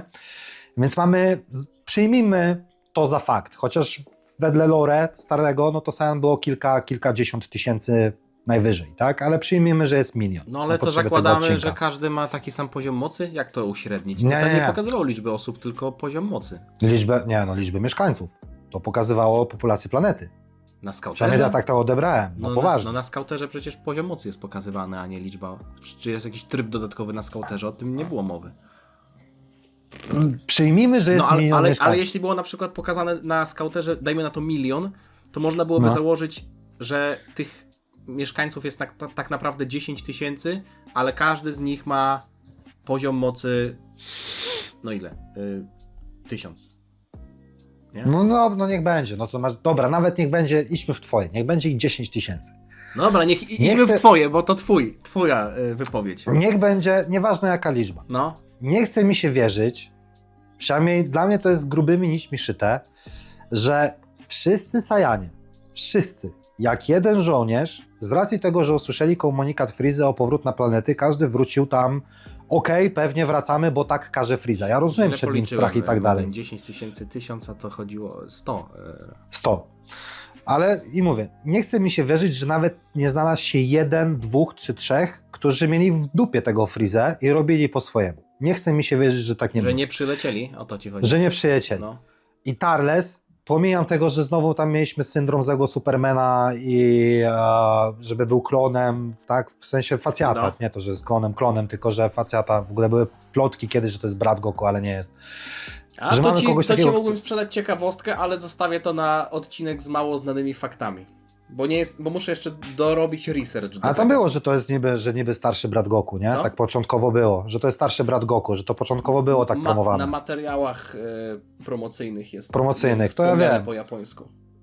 I wiesz co, już palicho to, ale sam motyw tego, że mamy takiego Rogue Saiyana, który po prostu gdzieś się ostał i stworzył swoją własną grupę do podbicia kosmosu, jest zajebisty. I to nawet bym wykorzystał ten motyw i chociażby wykorzystał tych Saiyan, którzy wiemy, że z Broly'ego zostali, 2, 3, 4, wykorzystałbym ten motyw, niech oni nawet będą Super Saiyanami, obecnie w obecnej historii, No. bo bycie Super Saiyanem to nie jest nic takiego już super wow, i dajmy ich jako przeciwników dla Gotena i Trunksa. Mamy połączenie postaci, bo to razem są Saiyanie, mamy Saiyan dobrych, którzy wychowywali się na Ziemi w postaci chłopaków, mamy Saiyan złych, którzy na przykład uznali, że Ziemia jest dobrym momentem do podbicia, bo nie ma Goku, Vegety, o których słyszeli, legendy i tak dalej, teraz ich nie ma, nie mogą ich znaleźć. Podbijajmy, pokażmy, kto jest prawdziwym Saiyanem. Tak motywacyjnie nawet, No. nie? Jak najbardziej spłycam. I z racji tego, że uważam, że w Dragon Ballu był już moment na przekazanie pałeczki najmłodszemu pokoleniu, to byłaby to bardzo fajna saga do tego, żeby Goten z Traxem się wykazali i żeby obili tyłki tym Rogue Saiyanom, którzy niech już będą też Super Saiyanami. Wiesz co ci Po powiem? takim czasie uważam, że to jest spoko. Zgadzam się, tyle że obecnie nie widzę do tego miejsca, bo mieliśmy niedawno dosłownie sagę Gotena i Trunksa. I nie wyobrażam sobie, żebyśmy mieli w najbliższym czasie coś podobnego. A było pokazane, do jakich przeciwników są obecnie właśnie No. przyrównywani Goten i Trunks. A mnie to boli. Czyli Mnie to jakiś bardzo boli. Hedo, jego armia robotów, Dino Droid 1 i tak dalej, i tak No. dalej. Mnie to bardzo boli, że z postaci o takim potencjale, którzy nawet Vegeta tutaj komentuje ten słynny trening z Trunksem w komorze grawitacyjnej, nie? Że Super Saiyan został sprowadzony do niczym więcej jak tylko dziecięcą zabawą. Nie? To jest przecież to jest bardzo mocny statement przy okazji, który Vegeta prawi. I to pokazywało wtedy, jak te dzieciaki są kurde silne. A od momentu Battle of Gods są takim typowym comic relief. Ja się bardzo cieszyłem, jak była saga skupiona na nich, ale No bardzo tak, no mi w się nie końcu podobało. dorośli, to prawda. Tak, ale bardzo mi się nie podobało to, jakim przeciwników faktycznie im dali i że szczerze, to ja bym chciał, że jak oni już lecą się bić z tym Brolim, jak już mamy epilog No. z filmu Superhero, że im się znowu ta fuzja nie udała. Ja nie mogłem tego To przeżyć. był błąd, moim zdaniem. To był błąd. Powinni odpalić Zwłaszcza, że normalnego Gotenksa. zwłaszcza, że ta walka została też sprowadzona do takiego, wiesz, wielkiego dymu w powietrzu, że oni się No. po prostu napierdalają i nie widzimy żadnych konkluzji. Dlaczego oni nie mogliby tam być Gotenksem? I mielibyśmy Normalnym. nastoletniego Gotenksa. Dokładnie. Normalnego, w sensie udanego. I wiesz, gdyby się Dragon Ball zakończył, załóżmy, że już się nawet nie zakończy pojawieniem się Uba i ostatnim 28 Tenkaichi Budokai i Toyotaro dostanie zielone światło na kontynuację, to uważam, że wtedy taka historia Rogue Saiyan, pseudo Tarles, dla chłopaków, super historia. No. Panie, idealnie. Idziemy dalej, do mojego drugiego. Idziemy dalej. Zmieniłem tutaj swoje zdanie, bo parę lat temu... Przed chwilą? Nie. W porównaniu do tego, co było prawie 4 lata temu, no 3 lata temu, bo nagrywałem ranking filmów kinowych, nawet podzieliłem go na 2 części i to było w miarę świeżo po Superhero. I ten film, myślę, że zyskał moją sympatię ze względu na to, że był... A to ty o Superhero teraz mówisz? Nie. A, dobra. Nie. Już myślałem, że to jest wstęp do tego, że Superhero jest twoim Nie. drugim ulubionym. W tamtym filmie rankingu był na drugim miejscu, ale daleko, w sensie Broly był na pierwszym miejscu, była przerwa i dopiero Superhero, bo on ma duże błędy i duże rzeczy, które się mogą do dzisiaj nie podobać, ale był znacznie lepszy niż się spodziewałem, że będzie. Głównie pod kątem wizualnym i tego, jak wykorzystywał postacie poboczne, ale nie o Superhero. A Dokkan trochę tego nie, taka dygresja. Ostatnie eventy w Dokkanie trochę ci hype'u nie podniosły? Superhero? Animacyjnie na przykład? Superhero nie, w ogóle o Dokkanie nie myślę. Nie. Okej. Dokkan nie sprawia, że mam ochotę coś na przykład obejrzeć albo odświeżyć, albo że zmieniam swoje zdanie. Mówię o Battle of Gods. Myślę, że Battle of Gods miałbym na drugim miejscu. Bo jest to film, który pod kątem kreski wygląda niesatysfakcjonująco dla mnie, bo nie lubię tych modeli, ale samo wprowadzenie Birusa i Whisa i tej otwarcie bramy, powiedzmy, do tego, żeby Dragon Ball pojawił się nieco bardziej w kosmosie, w sensie kosmos i zaświaty i tak dalej, te galaktyki mieliśmy już w Zetce, ale wiesz, o czym mówię, nie? Bogowie zniszczenia i ta cała hierarchia. Mieliśmy Lora, historia Yamoshiego, może nie wprost powiedziana, ale też gdzieś tam, może nie będzie to sprawiedliwe, jak będę mówił o nameczańskiej księdze legend, ale no, historia Yamoshiego była w tej księdze zapisana. Informacja, że Beerus sugerował zniszczenie Vegety Freezie, to może się podobać, to się może nie podobać. Moim zdaniem jest to taka neutralna informacja, ale to był film, który wprowadził nowości. Mimo wszystko nie uważam, że to jest film wybitny albo że bardzo dobry, bo moim zdaniem w całej historii Dragon Balla jest tylko jeden film, który nazwałbym bardzo dobrym. To jest właśnie Dragon Ball Super Broly. Reszta jest okej. Jest przyzwoita to najwyżej. Ma dużo wad, ma też zalety. Wadą Battle of Gods jest ten rytuał, którego do dzisiaj nie lubię, bo sam fakt istnienia jakiegoś rytuału, nie takiego, jakiegoś tam rytuału nie jest czymś, co mi przeszkadza, ale to jest totalnie do zmiany. Zupełnie do zmiany to jest. Wprowadzenie tej formy w taki sposób jest tak antyklimatyczne, że Dragon Ball powracający po tylu latach, wprowadzający boską formę, w ogóle boską ki i wrzucający to w taki sposób, plus też forma, można byłoby tu wytłumaczyć dość logicznie, że jest to po prostu bazowa forma z boską ki, więc Goku za bardzo się nie zmienia, oprócz tego, że ma czerwone włosy. Ale to jest nudne, nie? To jest jeden z filmów, których ja nie lubię. Więc ja tu mam same. Poza Beerusem i Whisem. Humor tam jest spoko. Humor tam jest spoko, bo mamy kwestię Roshiego, który na przykład chciał robić usta Widel, kiedy ta została postrzelona w nogę. Mamy Ulonga, który grał w 3x3 z Beerusem. Mamy taniec bingo Vegety. Sporo tam było kwestii humorystycznych na tych urodzinach Bulmy, które mi się podobały. Więc pod kątem humoru to jest naprawdę film, który się trzyma, ale mimo tego, że fabularnie pcha trochę tę serię do przodu, to w niektórych momentach robi to po prostu źle. No dla mnie to jest film, który jest całkowicie oprócz Beerusa i Whisa, bo oni są potrzebni, no biorąc pod uwagę, jaką mamy fabułę. Potrzebni i świetni moim zdaniem. Beerus jest fajną postacią, naprawdę jest fajny. Whis też. no nie, tu muszę przyznać, że fajnie, że ten film się pojawił dla tych postaci, bo wprowadził te postaci do uniwersum. Trochę po to chyba Ale- był, wiesz co, zamknę sobie okno, bo mi deszcz zaczął padać. Spoczko. Ale wiesz zrobimy co, cut. siku też pójdę zrobić. Dobra. No. Dobrze, że masz inną opinię, bo jakbyśmy się tak cały czas zgadzali, to byłoby nudno. Nie, co ty? Gdzie? Dawaj, Czekaj, na czym ja skończyłem? na czym ja na skończyłem? Battle of Gods. A, Że no, Whis i mówię. Beerus fajni, ale... Tak, no dla mnie na przykład sama w sobie Beerus z Whisem spoko, że są, bo to uważam, że no, nie wyobrażam sobie historii obecnej Dragon Balla bez tych postaci, więc to znaczy, że mieli bardzo duży impact na to, jak obecnie ich postrzegam. No. Ale dla mnie forma Goda to jest najgorsza forma, jaka kiedykolwiek powstała i jak dla mnie to ona jest tragiczna wizualnie, jest tragiczna koncepcyjnie i sama idea boskiej kij jest okej. Ale jakiś właśnie, tak jak mówisz, ten rytuał, no nie. W ogóle dla mnie problem tego filmu jest to, że Beerus jako postać, tak jak jest okej, tak przedstawienie tej postaci wtedy jest totalnie z czapy, bo ty nie wiesz, czy on jest antagonistą, czy jest protagonistą, czy jest neutralem. Totalnie nie wiesz, co on chce. Nie wiesz. Nie jest On to, chce się bić z Goku. nie jest to atrakcyjne. No hej, nie jest to atrakcyjne, że nie wiesz trochę?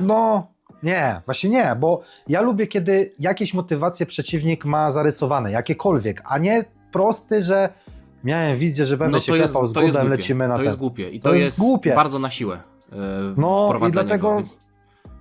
Wiesz, Beerus jak już miał być tam antagonistą, to niech zrobią z niego antagonistę, pełnego antagonistę z krwi i kości, który ma zmianę charakteru na końcu, a nie który przez cały film jest trochę neutralem, trochę protagonistą, trochę antagonistą, trochę taki, trochę sraki i wiesz, nie wiesz, czego ta postać tak naprawdę chce. No, ale Jak masz, dla mnie- masz tę rolę Boga Zniszczenia, która musi być neutralna i taka trochę Więc dlatego fajnie byłoby, gdyby on z tej roli, polegająca na jak kaprysie. nazwa mówi, ale właśnie nie, gdyby zrobili coś takiego, że zamiast kaprysu, zamiast takiego, że dzisiaj sobie to zniszczę, pyk i sobie odpala, zamiast kaprysu, żeby on faktycznie miał motywację, dobra, załóżmy, wyobraź sobie, budzi się Beerus ze snu ileś tam milionów lat, nie? No.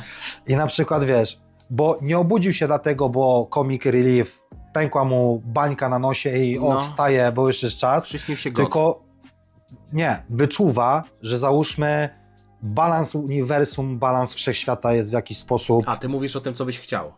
co bym chciał, No. że jest w jakiś sposób zaniedbany, że coś jest nie tak, że mamy za dużo życia i załóżmy, że on ma jakąś klepsydrę albo jakieś, nie wiem, urządzenie, które ci pokazuje, że ten balans przechyla się w drugą stronę i że tak być nie powinno, nie? Albo że śmiertelnicy na przykład- robią się za silni. No, chociażby. I na przykład, że nie wiem, że nie ma dusz w zaświatach, że ostatnio liczba śmierci jest za mała, załóżmy, nie?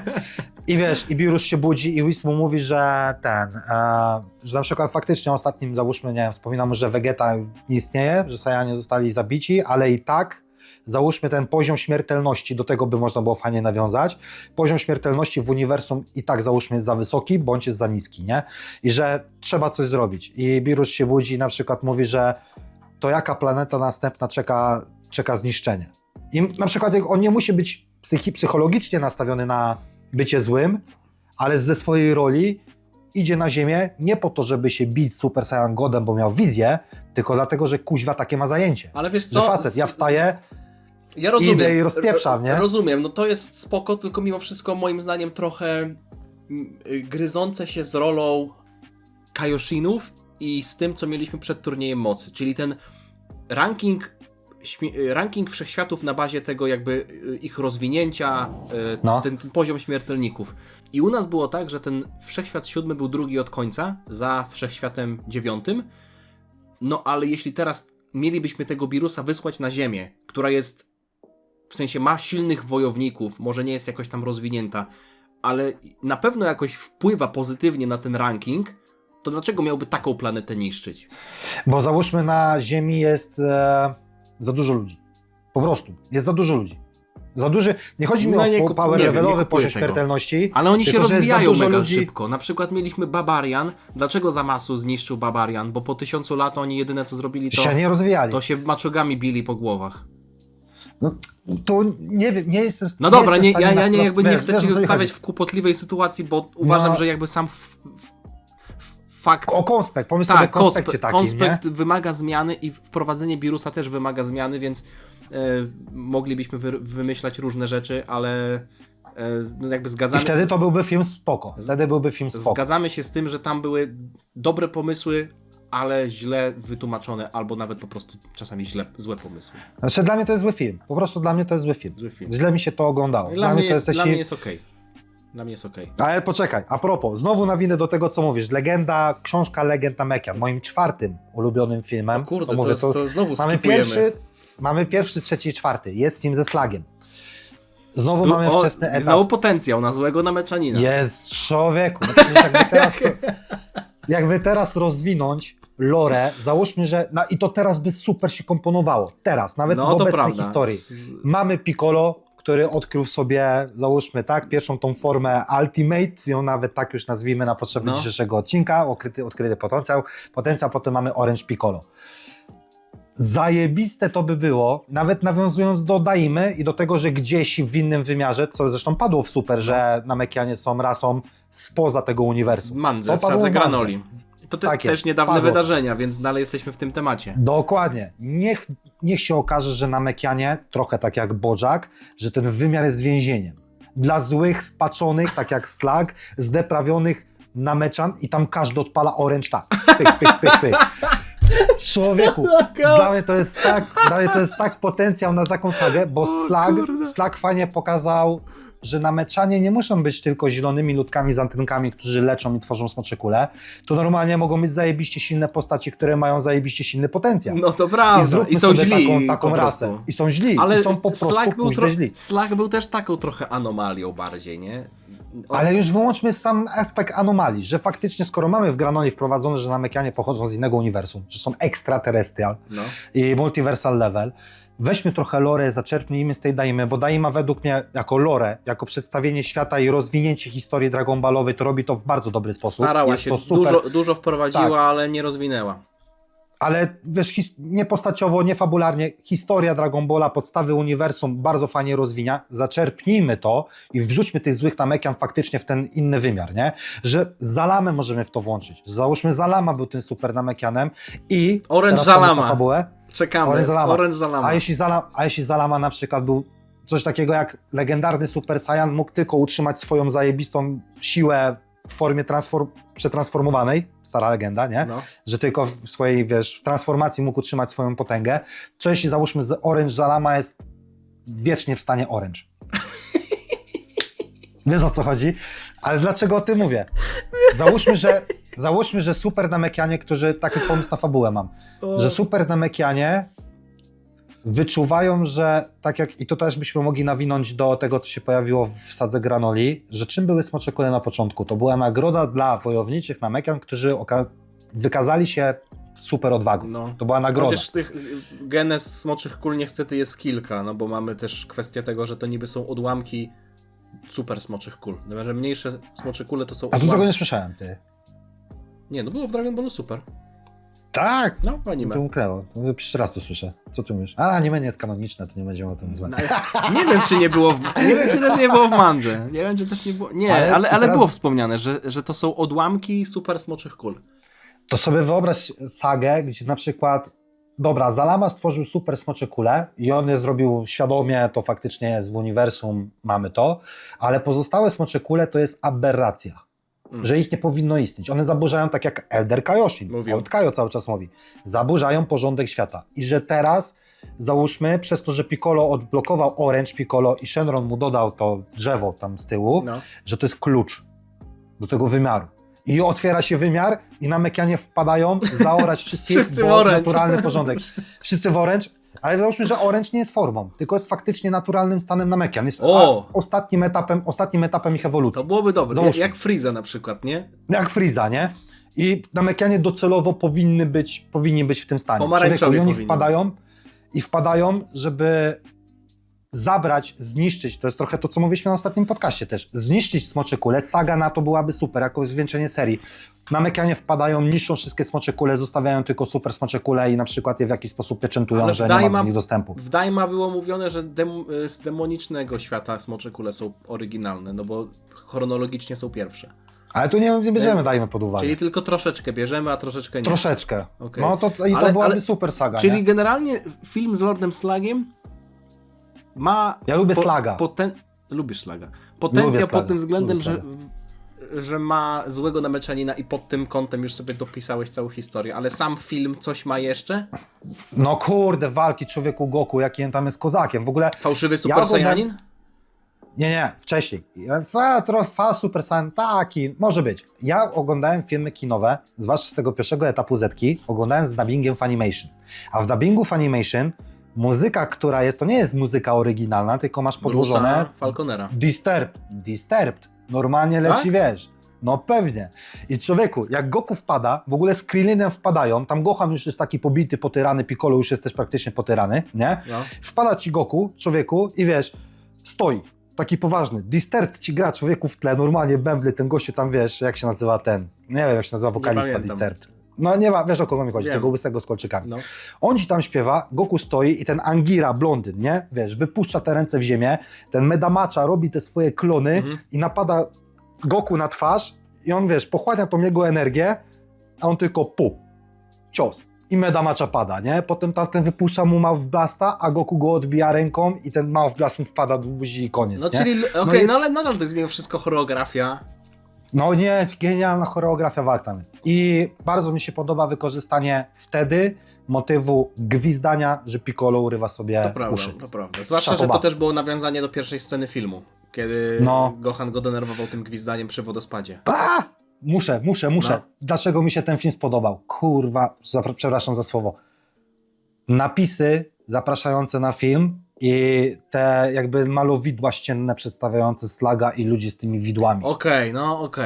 O, ale mi to zrobiło klimat, jak ja wtedy to oglądałem. Okej. Człowieku, no to jest taki potencjał na fabułę i dlatego uważam, że ten film nie dość, że bardzo dobrze się zestarzał, dalej jak teraz go obejrzysz, to jest to super rozrywka, to ma motywy fabularne, które teraz w fabule byłyby super pomysłem na sagę. Zgadzam się. Super. I moim zdaniem to jest też coś, co jakby się tyczy większości filmów Dragon Balla Z, których ja tutaj w tym mojej liście nie uwzględniam. No, będę jeszcze o dwóch mówił.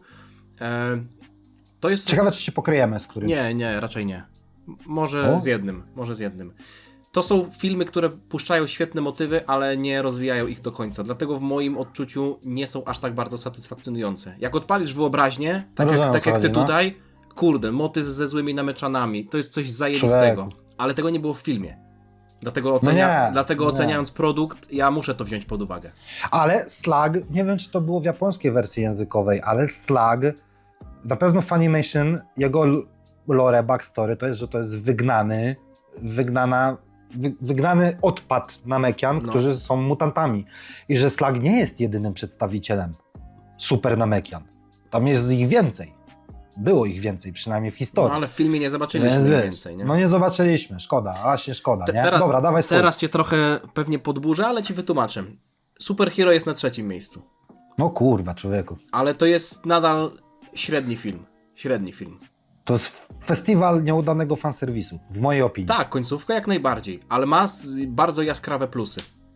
Jakie? Nie, Ja jestem ciekawy, co ty nie powiesz. mówię o animacji i choreografii, bo to jest coś, co jest jakby rozumie się samo przez się, ale też mieliśmy, oczywiście, film trwał dłużej, więc można było końcową walkę nieco bardziej rozciągnąć i sprawić, żeby ona miała ten impact, nie? Bo jak mamy, No. dajmy na to chociażby twojego Janembę, lubię ten film z Fusion Reborn i w pewnym sensie to się wpisuje w poziom między Gogetą a Janembą, ale walka trwała minutę. Z Androidem Super 13, jak była ta Genki Dama, tak samo. Te filmy też mam miały zarzut tu. cooler, tak samo, Metal Cooler, Goku wziął kulkę, pierdolnął w ten core, ten rdzeń coolera i tak samo. A tu się nie zgodzę, ja o tym Z powiem. Broly pierwszy film, nie mogło go pokonać 5 Super Saiyan czy 4, a potem wszyscy dali zmęczeni energię do zmęczonego Goku i ten go uderzył pięścią i też go rozwalił. No znowu motyw Genki Damy pseudo, nie? Generalnie nie uderzam w tamte filmy, bo to jakby to są nadal filmy, które szanuję i uważam, że mają pozytywne momenty, ale Superhero miało klimatyczną walkę końcową. Chodzi mi o starcie Piccolo kontra Cell Max. Cell Max nie jest klimatyczny, nie wygląda dobrze, No. ale Piccolo w tamtym filmie jest MVP od samego początku do końca. To, w jaki sposób Okej. ten film rozwinął Piccolo, i nawet nie chodzi mi o 2 nowe formy, bo to mu się należało jak psu Buda od lat ostatnich, Nie, jako wojownika, jako mentora, jako nauczyciela, jako przyjaciela. Infiltracja w siedzibie Armii Czerwonej Wstęgi, kiedy on wchodzi tam w stroju wojownika, żołnierza 94, kiedy podsłuchuje, kiedy dzwoni do Bulmy, leci do Karina, zastanawia się, czy 17 i 18 bierzemy. Nie, no bo Hedo pewnie ma ich plany, bo Jiro jest jego rodziną, więc A to pewnie... się tego zapytam, bo ty siedzisz w takich newsach, czy 94 na jego Czy coś znaczyło? uniformie, czy coś znaczyło? Wątpię. Szukałem informacji na ten temat i No. nie znalazłem. To z One Piece'a mi się bierze, że cyfry znaczą No, coś, to nie? ja też staram się na to zwracać uwagę, dlatego chociażby jak było Dragon Ball Daima i mieliśmy jedno kanji w tytule zawsze czerwone, Mhm. mieliśmy tytuł i jedna sylaba zawsze była czerwona, to można się było, przynajmniej ja mówiłem, że to coś będzie znaczyć na To samym pamiętam, końcu. tak. No. I znaczyło po 20 odcinkach. Ale kurde, Ale zgodzę się z tym, że superhero... Daj mi jeszcze dokończyć, to ci powiem. A no Bo sorry. to jeszcze nie jest jedyny plus. Manga zrobiła to lepiej, ale istotny udział postaci drugoplanowych. Nie tak jak w Resurrection of F, że trochę się pobili, a nic to nie dało.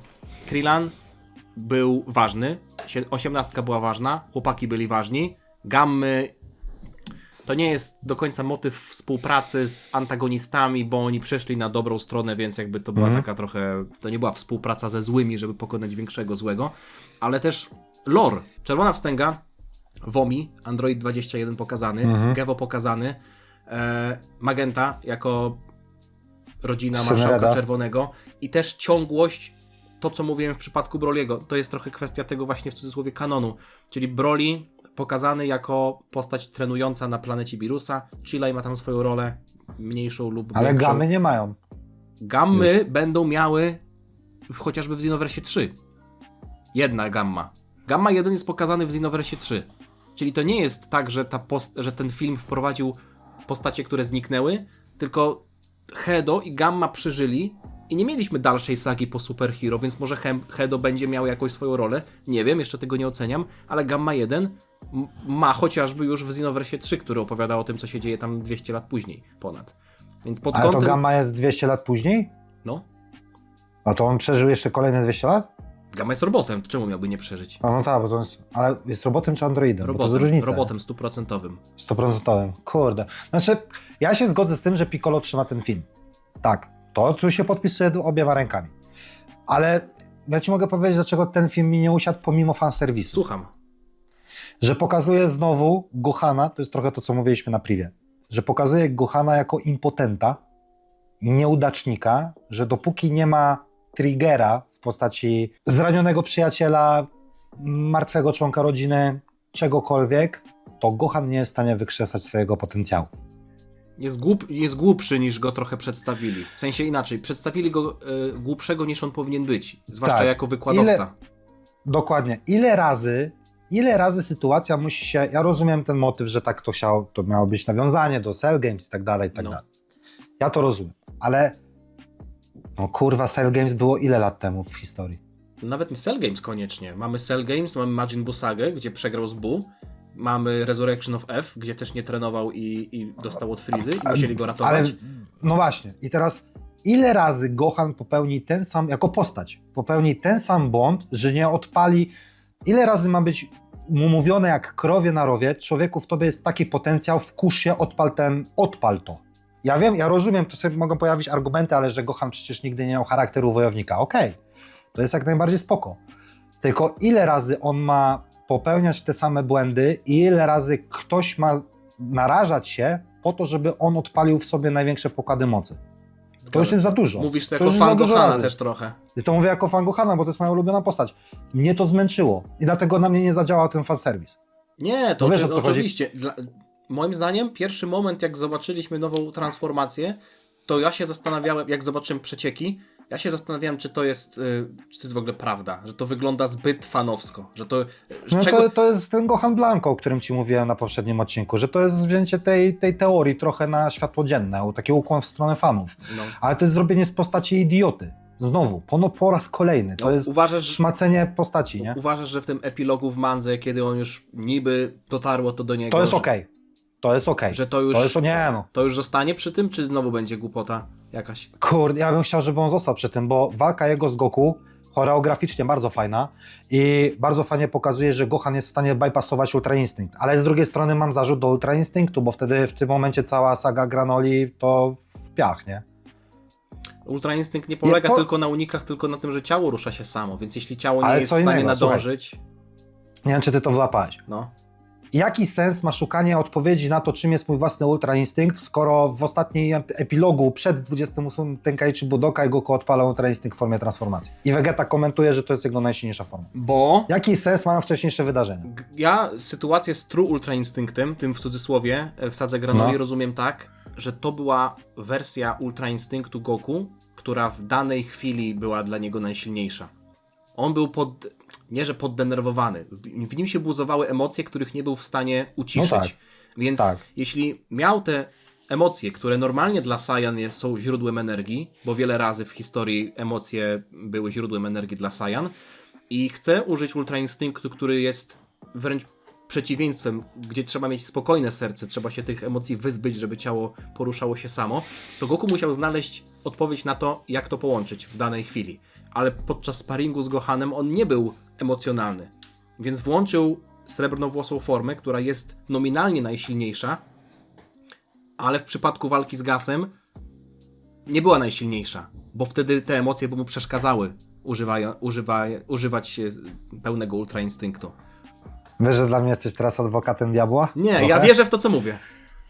W sensie A ja, kurde, nie mam zupełnie inny pogląd. to nie zostało powiedziane wprost, ale dla mnie to jest ma to perfekcyjny sens. I to jest twój headcanon. Ale Trochę. to wynika to z wydarzeń. Tam było powiedziane, No właśnie że, dla mnie nie, że kurde, Goku, nie? że Ja to Goku widzę inaczej znajduje zupełnie. swoją własną wersję i Goku nawet mówi, że do tamtej wersji Ultra Instynktu potrzebuje spokojnego serca, a uwierz mi, moje serce nie jest teraz spokojne. No właśnie. I teraz tak, na czym w ogóle... Bo ja czytałem tą sagę, przedstawiam sobie rolki na Instagramie, przewijam i mam takie strony, gdzie rozdziały, niektóre O Granoli strony mówisz? rozdziałów są... O Granoli czy o Tak, o Granoli? tak. O Granoli. Ja to przeczytałem, nie wiem, no żeby ci nie skłamać, 2 miesiące temu chyba skończyłem sagę Granoli czytać sobie tak, wiesz, przed snem, nie? No. I przecież ta saga zaczyna się od tego, że Goku stara się opanować Ultra Instynkt bez konieczności jakiejkolwiek transformacji. Nakładać na Mamy- inne formy. Tak. Też. Że mamy trening z Whisem, gdzie jest totalnie w base formie, że potem jak już lądują na planecie Cereal, to też Vegeta odpala Super Saiyana, a Goku stara się unikać w swojej base formie i tak dalej. Całym motywem dla mnie, to mówię dla mnie, nie to, że tak jest, No. tak? Dla mnie cały ten motyw, cała ta saga miała pokazać Goku, a przy okazji nam, czytelnikom, że konieczność transformowania się w srebrnowłosą formę można całkowicie wyrzucić, że nie ma tej konieczności, że Goku powinien ten stan, trochę jak Beerus, panować nad nim właśnie w swojej base formie i to powinien być dla niego naturalny stan, Ultra Instynkt, nie? Trochę ta saga miała być lekcją tego, nauką tego wszystkiego. Tam Whis na początku powiedział, że srebrnowłosą formę zachowaj jako as w rękawie. Jako as w rękawie. Ale naucz się korzystać z tego w każdej innej formie, a najlepiej w naturalnym stanie. To jest motyw, który ja z tego wyciągnę. No tak. I potem Goku nie chce już, zwłaszcza tego, że srebrnowłosa forma bardzo dużo staminy zżera, nie? Obciąża ciało.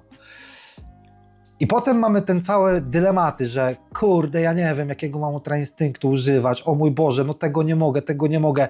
Daj mi odpowiedź. I Whis mu mówi, sam musisz ogarnąć, jaka wersja Ultra Instynktu jest dla ciebie najbardziej odpowiednia, nie? Dla mnie ta saga pokazuje, że Goku przez True Ultra Instynkt odnalazł swój trochę takiego main champa, wiesz o co mi chodzi? Że znalazł sobie coś, co będzie cały czas skillował i to już będzie jego main domain, ten jego Ale True tak podstawowy... naprawdę to był omen po prostu. A True był omenem.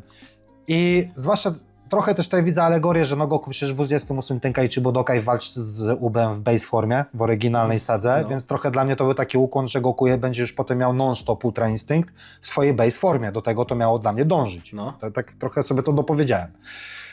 I potem jak zobaczyłem, że mamy epilog, na który, żeby nie było, uważam, że było to fajne zakończenie mangi, tego co dostaliśmy. Bardzo się cieszyłem to czytając. Tak trochę dziecięce emocje we mnie to wzbudziło. No myślę, że taki nie? był trochę zamysł.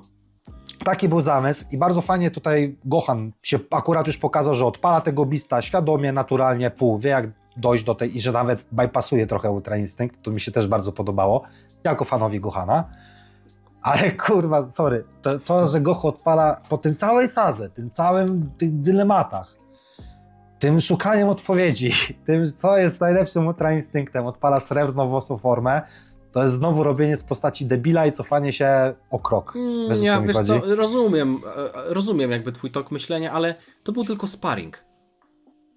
Gohan chciał zawalczyć nie? przeciwko Goku w Ultra Instynkcie, więc Goku odpalił ten, powiedzmy, tradycyjny. Ale Najsilniejszy.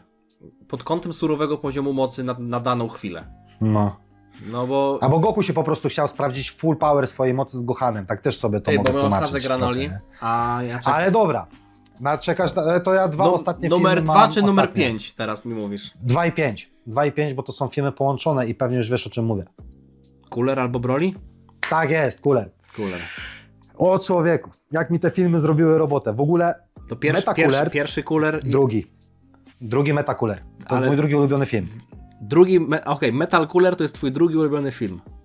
Tak, Okej. a Cooler pierwsza forma Coolera to jest mój piąty ulubiony film. W Tak. Metal Coolerze były fatalne animacje i kadry momentami. Kreska była Ale żerująca, jaka tam była zniszczona. walka, człowieku, Jezus Maria, to jak ten Cooler ich tam tyrał, to jak on łamał, tą krtani to był Goku i Vegeta wpada. I to też oglądałem w dubbingu Funimation, więc ja jestem trochę spaczony, ale tam były takie epickie dialogi. You will spill no more cyan blood today, nie? Nie No. przelejesz więcej sajanskiej krwi. Człowieku, jak mi to roboty zrobiło, ale ten drugi film, mój ulubiony, czyli Metal Cooler, ja uwielbiam dla jednej sceny. I to jest scena, która kradnie film. Kiedy Goku taki... Mogę zgadnąć? Spróbować? No. Jak armia Metal Coolerów leci na Goku i Vegetę Tak. i oni się O Jezus. power-upują. Bez power-upu, sama armia, jak się pojawia. Ta bezradność, że oni się już tyle męczyli z tym Coolerem, człowieku. I wiesz, No. tutaj jakieś na milion sposobów próbowali go zaorać. I tacy zmęczeni już siadają na tej, a tam wychodzi jeden na tej skale. Jeden, drugi, trzeci. I jej cała armia, nie? No. I Goku taki, wiesz, siada tak sobie po prostu i już wiesz, że mają przerąbane totalnie. Już się zaczyna śmiać do siebie, że już wiesz, że z tego nie wyjdą cało. I się dopiero wtedy odpalają, nie? Że już co mają zrobić? No. No muszą się odpalić. To mi tak, kurde, porobiło ego wtedy, tak mnie połechtało moje wewnętrzne dziecko, że masakra. I piąty film To jest też też bardzo, dobry. bardzo budowało relacje między nimi, takie momenty, nie? Tak, Walka na śmierć i Ale- życie w takich beznadziejnych razem ze okolicznościach. sobą. No nie przelejesz Po- więcej po- sajanskiej krwi, stary. Podobna sytuacja do końcówki sagi Zamasów w Mandze. Nie mówię, że Też. emocjonalnie, ale armia Zamasów nie idzie na nich też bez już żadnych Ale w sił. Mandze, bo w anime tego nie było, Mandze. nie? A piąty film z Coolerem uwielbiam za, no to jak, kurde, Cooler tyra Goku, nie? No człowieku, to jak on Piąta odpala forma jego? Kaiokena próbuje, piąta forma, jak on odpala, wiesz, Kaiokena i próbuje, a ten tylko tu piącha, tu się teleportuje z łokciem. Jaki ten film był brutalny. To był jeden z bardziej brutalnych filmów. Na tamte czasy, jak my żeśmy to oglądali jako dzieci, no ja nie wiem, czy ja bym pozwolił swojemu dziecku, swojemu synowi obecnie Też obejrzeć taki morda film, nie? przez skałę było, targał tego Goku tak po skałach i po W podłodze. skałę, w ziemię, potem go wepchnął i on tak poleciał tak daleko, No. nie? Ale, dlaczego ja też te filmy lubię? Bo też uważam trochę na winę do tego, co ty powiedziałeś na podcaście, że wykorzystać Coolera jako osobę do treningu z Black Freezą, to byłoby super. Ja bym chciał to zobaczyć, że Freeza trenuje z Coolerem, to jest po pierwsze, a po drugie wykorzystałbym tutaj motyw superhero, że na przykład Freeza swoją Gold, nawet wcześniej wprowadził Coolera, że Freeza swoją Gold formę opanował dzięki bratu. To już Redcon by był. No trochę tak, ale Cooler miał piątą formę w Heroes. Dostaliśmy przebitki z treningu przed Resurrection of S. Jak on tam Dostaliśmy, właśnie wiem, tyrał Tagomę. Tagomę to wiem, ale załóżmy, że jakby to zretkonować. Ale powiem ci jeszcze jedną rzecz. Nie byłbym nic przeciwko. Uważam, że Cooler teraz, jakby go wprowadzić nawet teraz, to nie byłoby szczapy. Dlaczego? Bo w filmie piątym, we flashbackach, jak Freeza niszczy Vegetę, przecież Cooler miał w dupie Saiyan przez całe życie. On w ogóle nie miał nic z tym do czynienia. Zajmuje się inną jego... częścią kosmosu. Dokładnie. I że to jest jego śmietnik, niech sam posprząta swoje zabawki. I on tam, wiesz, i się odwraca na tym swoim foteliku i mówi, że Freezy problem, niech sobie to ogarnie.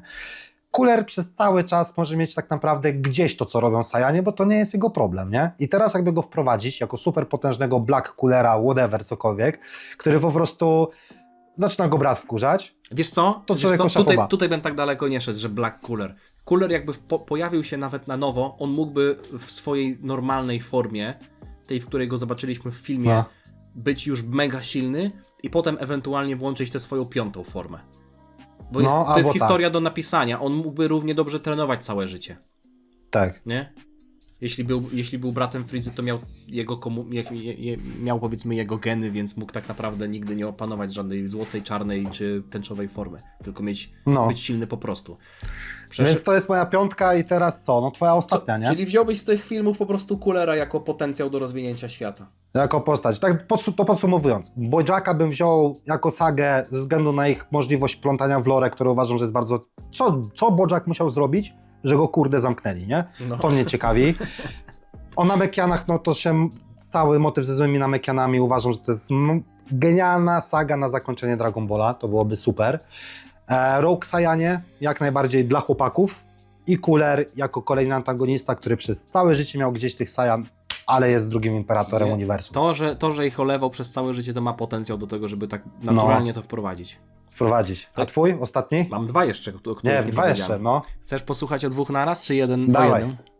No, ja już nie mam więcej, więc musisz o dwóch naraz. Fusion Reborn i Dead No, Zone dobry jest. z Garlickiem Juniorem. Szanuję. Kurde, ale patrz. Dzisiejszy podcast jest o tyle słaby, że nie mam kontry, bo ja wszystkie filmy lubię.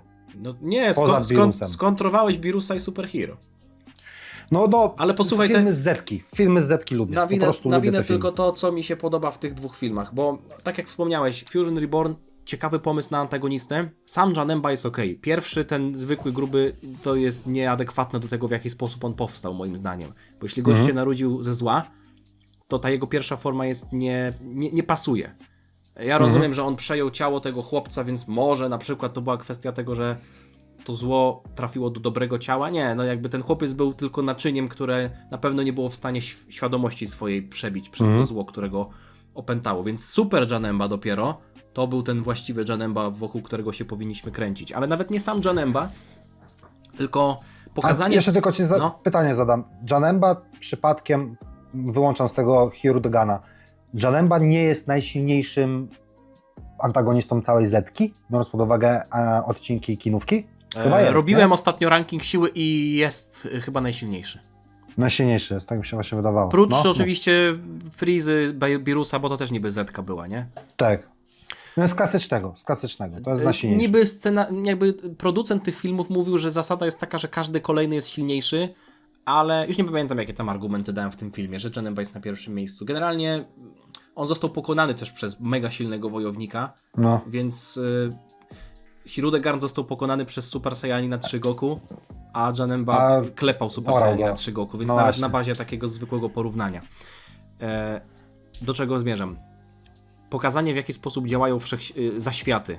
Czyli ten system, powiedzmy, funkcjonowania tych zaświatów jako pewnego rodzaju instytucji. Mieliśmy pokazaną dodatkową rzecz, że tamte dusze nie są oczyszczane w taki sposób, że Jemma, nie wiem, robi to stryknięciem palca, tylko jest ten proces. Dusza jest, to zło jest wysysane, powiedzmy, z duszy, ono jest kondensowane, trzymane w jakimś pojemniku, potem ta dusza oczyszczona idzie tu czy tam, w zależności od kaprysu Jemmy czy decyzji. Rozwinięcie po prostu tamtych zaświatów, plus też usadowienie tego filmu w momencie historii, kiedy mieliśmy ten turniej w zaświatach, pozwoliło w tym filmie wykorzystać chociażby Paikuhana. Ty mówię, że nie jesteś jego wielkim fanem, nie? Obojętny jest. Jest obojętny, ale mi się na przykład podobało to, że w tym filmie on był nieoczywistym protagonistą. Takim deutagonistą, chyba to się mówi, że takim drugoplanowym, mimo wszystko głównym bohaterem. Goku i Vegeta, rzecz jasna, oni też się w fajny sposób spotkali, bo Vegeta był wtedy z Aureolą i tak dalej. To też pokazuje, że umiejscowienie filmu w pewnym etapie historii otwiera nowe ścieżki. Teraz czytam mangę o tym, co Vegeta robił przez 3 lata przed przylotem androidów. Puszczenie na przykład takiego filmu opowiada to o znanych postaciach, ale o nieznanych wydarzeniach. To się samo... Coolera fajnie wprowadziła ta manga. To się samo pisze. Coolera... mówisz o tej fanmandze? Tam poprzednia fanmanga Bardock Tale Sky to wprowadzała. Albo Goku na Yardrat na przykład, historia. Wiemy, że coś takiego jest. Więc to jest pierwszy film. Drugi to Dead Zone, bo jestem, już też mówiłem o tym, wielkim fanem tej historii poprzedniego Kamiego, więc Garlic, który konkurował z bezimiennym Nameczaninem, przegrał A tę to jest walkę. zajebista historia. I Garlic Junior niby pojawia się jako nowa postać, ale on nie jest do końca nową postacią, bo znamy przeszłość, powiedzmy, jego ojca, jest ona ściśle powiązana ze znanymi nam postaciami, więc na przykład mamy taką historię jak z Brolim, nie? Z Dragon Balla Super. Czyli jest Saiyanin powiązany z Goku, może mniej trochę z Vegetą, albo na przykład Granola, który też jest powiązany z Saiyanami, z Bardokiem i tak dalej. I mimo tego, że są to nowo napisane postacie, to my możemy się z nimi utożsamiać, albo inaczej, śledzić ich losy bardziej i zaciekawią nas one bardziej, bo są one związane z historią znanych nam postaci, a nie na przykład taki Hirudegarn, który gdzieś tam jest legendą na odległej planecie i z jakiegoś powodu oni przylatują na Ziemię, pokonują go i koniec, nie? Ale na przykład Garlika, tak się zastanawiam, bo ja Garlika bardzo lubię. W ogóle kiedyś sobie tak kminiłem, że Piccolo Daimao stworzył Piccolo Juniora, bo Garlic stworzył Garlika Juniora. Że wykorzysta ten sam pomysł na reinkarnację, bo Garlic Junior w teorii Też jest reinkarnacją Garlika i że Piccolo, będąc częścią Kamiego, pamięć miał, nie? No jest to użył fajne, tego samego że użył podobnej tego techniki, patentu. żeby przeżyć w jakiś sposób po Tak. walce z małym Goku. I sam sobie, ale na przykład, kurde, ja tak się zastanawiam, czy teraz Garlika, bo to jest super historia i bardzo mi się podobały te w ogóle, i saga w odcinkach też, nie? Też mi się podoba, że Garlik wraca, co jest w ogóle ewenementem, że w Dragon Ballu mamy nawiązanie do filmu kinowego w odcinkach, to prawda. się nie zdarza. To w jaki sposób Garlika wrzucić teraz do fabuły? Bo na przykład Janembe jesteś w stanie w każdym momencie, zaświaty możesz wrzucić losowo i to będzie się sprawdzać. I jego po poziom prostu. mocy możesz doskalować praktycznie jak chcesz, Dokładnie. bo w zależności od tego, jak dużo zła pochłonie, to tym będzie silniejszy na przykład, nie? Będzie silniejszy, więc to nawet teraz byś Janembe wrzucił i by się to nie gryzło. No. A Garlika jak wrzucić do fabuły teraz? Bo też uważam, że jest to postać, którą fajnie byłoby zobaczyć. Jego nie? problemem w zasadzie jest to, że jest słaby i jego mocami była A jest nieśmiertelność. nieśmiertelny, no Nieśmiertelność właśnie. i ten Dead Zone, który w zasadzie niepotrzebnie robił, bo sam sobie na siebie batał kręcił. Ale w tym filmie Dead Zone jeszcze chociażby motyw, to co mówiłem w kontekście Gamm. Tam niby była współpraca z antagonistami, ale Gammy już na tym etapie historii nie były antagonistami. A No. Dead Zone dzieje się przed rozpoczęciem Dragon Balla Z, gdzie Piccolo jeszcze jest zły. I Goku No. współpracujący z Piccolo, żeby pokonać Garlika, to miało większą moc.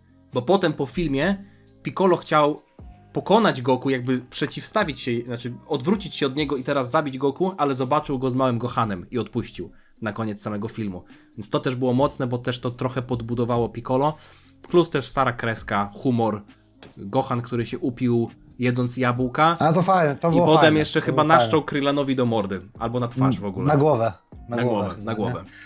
Nie, to mi się podobało. W ogóle podobał mi się Piccolo jako rywal. Nie jako... Podoba mi się tak wersja jako Piccolo, rywal, jako rywal Goku. Fajne to było. No ale co, mamy omówione. Ja bym chciał jeszcze cię zapytać o twoje najgorsze filmy. Tak szybko. No Battle of Gods, No to już powiedzieliśmy. Superhero. O kurwa, mocne. No ja nie lubię tego filmu. No za to powiedziałem, za to co zrobili z Gohanem. Dla mnie to jest idiotą w tym filmie, po prostu. No jego... Nie Gohan jest idiotą. To jak on zdobywa tę moc, to jest po prostu tak głupie już na tym etapie Wiesz co, fabuły, czy masakra. inaczej ważymy, bo ja jakby się zgadzam z tobą, ale nasza ocena różni się tak bardzo, dlatego że inaczej ważymy te rzeczy.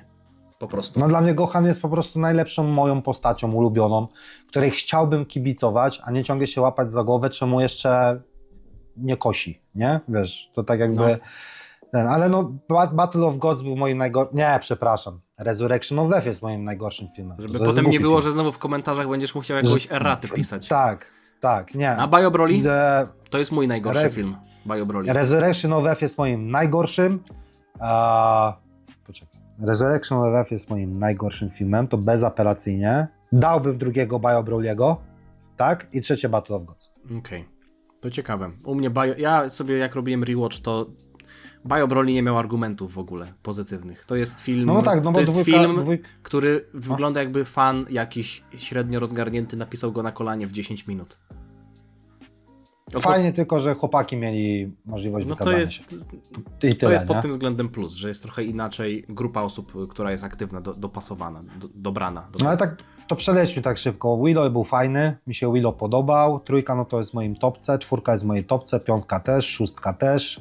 Androidy lubię. O nie, no lubię androidy. 13? Broly'ego lubię. O, no to będzie 13 też nie lubię. Nie lubię 13. Taki se. Średnio. Ja mówię o Androidzie 13. A, 13. No to zajebisty film. No. No, fajny. Bardzo fajnie, to co powiedziałeś, bardzo fajnie wplątuje to, co już mieliśmy lore w historię jakby z filmu. Plus ja jestem fanem tego etapu historii ze względu na kreskę. Bardzo mi się podobają, wiesz, jak androidy są przedstawione, ich No, design, to kwestia nie? techniczna.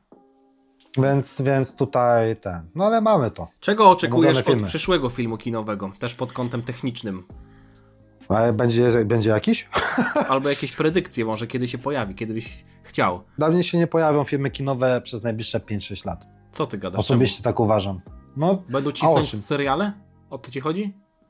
No, skupią się teraz na remake'u, remasterze, żeby tą superkę dociągnąć do tej formy takiej, jakiej ona powinna mieć. Zekranizują sagę Moro, zekranizują sagę Granoli, potem ten epilog i co dalej? Ja ci powiem tak. Nie śledzisz aż tak bardzo newsów, więc nie chcę tutaj palnąć głupoty, ale z tego co kojarzę, to EI raz na jakiś czas pojawia się taki raport, ile filmów, nie wiem do końca jak to nazwać, czy jakieś licencji zarezerwowało na przyszłe lata odnośnie IP tych marek powiedzmy światowych i japońskich i tak dalej. I jest szansa na to, że film Dragon Ballowy pojawi się w najbliższych latach. Poza tym też mieliśmy przykład Dragon Ball Daima, które powstawało od lat. To jest tak naprawdę dowód na to, że mogą powstawać jednocześnie anime i film, że te prace zakulisowe mogą się tak naprawdę już teraz nawet toczyć w kontekście filmu. A to mam. Tylko produkcja ruszy dopiero za jakiś czas. To mam. Na winę do tego, co mówiłeś na Maciach o ostatnim Dragon Ballowym, ja bym chciał, żeby ten film rozwinął, jeśli robią znowu film, który będzie w teorii oficjalną sagą, oficjalną kontynuacją i to w kanonie będzie się znajdować, rozwinięcie usuniętych wszechświatów. O, można Na pomarzyć, można pomarzyć. Na film kinowy. Usuniętych I to tych są 4, zawody. które były, czy chodzi ci o resztę w ogóle wszechświatów innych, czy jak? Albo tych 4, które były, które stanowiły kiedyś 18, a teraz już ich nie ma, to 4 czy albo 6? w tu wejść, to 6. Mamy, Było ile 18, okej, to 6 usuniętych. mamy? To 6. Albo kwestia tego, albo chociaż rozwinięcie kogoś z tych wszechświatów, które nie brały udziału w turnieju mocy. No okej. Ja bym chciał zobaczyć, kim jest Jin jako Bóg zniszczenia i dlaczego u niego w uniwersum jest tak, że nie ma ten poziom mortal, śmiertelności jest tak wysoki, bo on zniszczył wszystko, co było do zniszczenia. 12 wszechświat, o którym mówisz, prawda? Tak. Tam był wehikuł czasu oryginalny. Pierwszy. Znaczy, w Sadze Zamasu była mowa o tym, że w 12 wszechświecie kiedyś powstał wehikuł czasu i w zasadzie nic więcej na ten temat nie jest powiedziane. No, więc chciałbym zobaczyć tutaj ten Jin, Iwan, Arak i Likier, nie? Mhm. To są tych 4. To nawet nie wchodzić w usunięte, ale zobaczyć, kurde, co tam, jakiegoś przeciwnika stamtąd wyciągnąć. I to będzie spoko na sagę. Dobra, czyli predykcja, rok, w którym się pojawi premiera filmu kinowego następnego Dragon Ball Super. 2030. No to za 4 lata, to ty mówiłeś, że Za 4 lata. Za 4 lata. No za 5. Mówię, że za 5, no to 4 lata. 2030? To ja trochę pozytywnie i zrobię 29. Niech będzie, żeby nie było tak samo. No to ja życzę, żeby był szybciej, żebyśmy fani Dragon Balla mieli jak najszybciej coś nowego z uniwersum. Ale wiesz, na czym ja się ostatnio łapę? Że tak jak my sobie rozmawiamy, to fajnie jest sobie przeżyć tego Dragon Balla, ale załóżmy, że teraz my sobie nie rozmawiamy i że zamiast pójść na Odyseję, mam iść na ten potencjalny film z Dragon Balla, nie? No. Podszedłbym do tego bardzo neutralnie. Nie nahypowany. No co ci mam powiedzieć? No jesteśmy w takim momencie, że cieszymy się, jak jakieś ochłapy dostaniemy. Dlatego Manga powinna być trzonem, moim zdaniem. Manga i anime. moim też. Moim życzeniem jest to, żeby ta ekranizacja Sagi Moro mnie ponownie zhypowała. Ponownie. A uważam, że to zrobi. Ja też tak uważam. Pod No, kątem tam są tego, super jakie momenty. mamy informacje nieoficjalne, kto tam będzie pracował z animatorów, chłopie, to będzie mocno. Ale wiesz co, tak jeszcze a propos kończąc na dzisiaj, uważam, że kurde, potencjalna saga Złych na Meczan wygrała odcinek. To jest zajebisty pomysł, człowieku. Wszyscy w Orange wlatują, Dlatego człowieku wszyscy ale otwierasz drzwi do portalu, a tam stoi kurwa 40 takich Orange Piccolo. oglądałeś Invincible? Invincible oglądałeś z Omnimanem? Nie, ale znam. Znam serial. To tam jest taka scena, jak ci wszyscy w Ultrimici, nie wiem, czy tak się to odzywa, nie? Jak lecą na wojnę, wiesz, na przykład w flashbackach czy coś, albo jak chociażby w Supermanie, że oni, wiesz, lecą tacy poważni, nie? W jednej pozie. To sobie tak wyobrażam, jak człowieku takich 60 Supernamekian leci taką imbę na ziemi zrobić. Za to, że źle używają słodszych kol, człowieku, i Piccolo jako jedyny. Wygrali. Ale zapomniałem cię zapytać jeszcze jedną rzecz. Uważasz, że gdyby Turles wyglądał inaczej, miał oryginalny design, to byłby lepszy? Myślę, że to jest akurat... Nie ma to znaczenia. Nie ma to znaczenia? Dla mnie nie. Personalnie dla mnie nie ma znaczenia jego Jak design. kupujesz to wytłumaczenie, że Turles wyglądał tak jak Goku, bo wszyscy, albo większość wojowników niskiej klasy wyglądało podobnie? Spoko. A moim zdaniem głupie. Dla mnie to jakoś się wpisuje. W sensie rysy twarzy. Może gdyby miał te same rysy twarzy, ale inną fryzurę, Fryzura? No. to byłoby ok, bo akurat to, że to jest trochę... Nie, dobra, nie będę już tutaj... Dzisiaj jest dość rasizmu. Ale nie no, chociażby to nie jest motyw, który jest jakby czymś niespotykanym, bo te 2000 lat temu u nas, w prawdziwym życiu, to też było mówione, że dużo, jak zobaczysz tam po piersi Rzymian, którzy byli senatorami i tak dalej, to też bardzo dużo ludzi jest podobnych. Chcemy wchodzić w ten temat? Przed wiesz, drugą godziną filmu? Nie no, w sensie wiesz, że to no nie ja jest... rozumiem, o co ci Jest chodzi. coś takiego, że kiedyś faktycznie ludzie blisko ze sobą spokrewnieni, a załóżmy, że Lousajanie byli ze sobą spokrewnieni w mniejszym lub Tak, większym ale stopniu. fryzurę nawet miał taką samą, nie? to fryzurę bym Rysy zmienił. twarzy, no to w Dragon Ballu można... Ale karnację miał inną. No. Ale zamykamy, zamykamy pętlą ten film dzisiejszy. No, Dobra, Maciek. ale nie no, żeby nie było. Kończymy. Dzięki wam za oglądanie. Zostawcie Ja lajka. dziękuję bardzo. Ja odsyłam do Maćka na kanał i na stronę Unbox. To nie jest reklama. Maciek mi nie płaci. No kurwa, może za jakiś czas będzie płacić, jak się biznes rozkręci. Ale ten odcinek ci zarobi. To myślisz, że ja jestem tu z przyjemności? To moja praca. No, to tak samo. a ty, ja jestem z przyjemności, widzisz. No widzisz, przyjemnie to było na ciebie czekać godzinę dzisiaj rano. Nagrywałem Riftbounda i nagrywałem One Piece'ową teorię. Zobaczymy, jak mi content One Piece'owy pójdzie. Mam nadzieję, że mi poszedł dobrze. Kiedy ten Riftbound na kanale? Bo chętnie zobaczę, jak to wygląda. Poczekaj, a kiedy my to wrzucamy? Ja to wrzucę jutro, wiesz? Zmieniłem zdanie. Za tydzień w środę. Okej. Dobra. Bo teraz jeszcze ostatni odcinek z Mytosa i za tydzień w środę. Widzę, Riftbound. że podekscytowany jesteś z tym Ale Mytosem. spokój. Ale nie no, zobacz. No widzę, ale widzę, że jesteś Wiesz, jakie podekscytowany Mytosem. Musiał tam wpaść złoty Sasuke chyba. Widzę po twarzy. Nie no, daj spokój. Pokażę ci jakiegoś komona, dobra? No. Bo to nie jest nic ważnego. Zobacz, jakie są arty, człowieku. To jest wszystko zerarysowane, czy to są jakieś grafiki gdzieś tam z... To jest normalnie, tu masz na dole, tak jak było kiedyś w kartach Poxa, nie? I to masz normalnie napisane, wiesz, albo studio, albo rysownika. A który to widzisz, robi. i to szanuję. Jak jest rysownik No. podpisany, to Dragon Ball mógłby się uczyć. Kończymy. Master E. O, Mr. Free. Master E. Dobra, kończymy. Dziękuję ci bardzo. AP Master nam idzie. Pozdrawiam fanów Bleacha. Ja nie. Zostawcie lajka. Siema. Na razie, Diana. Cześć.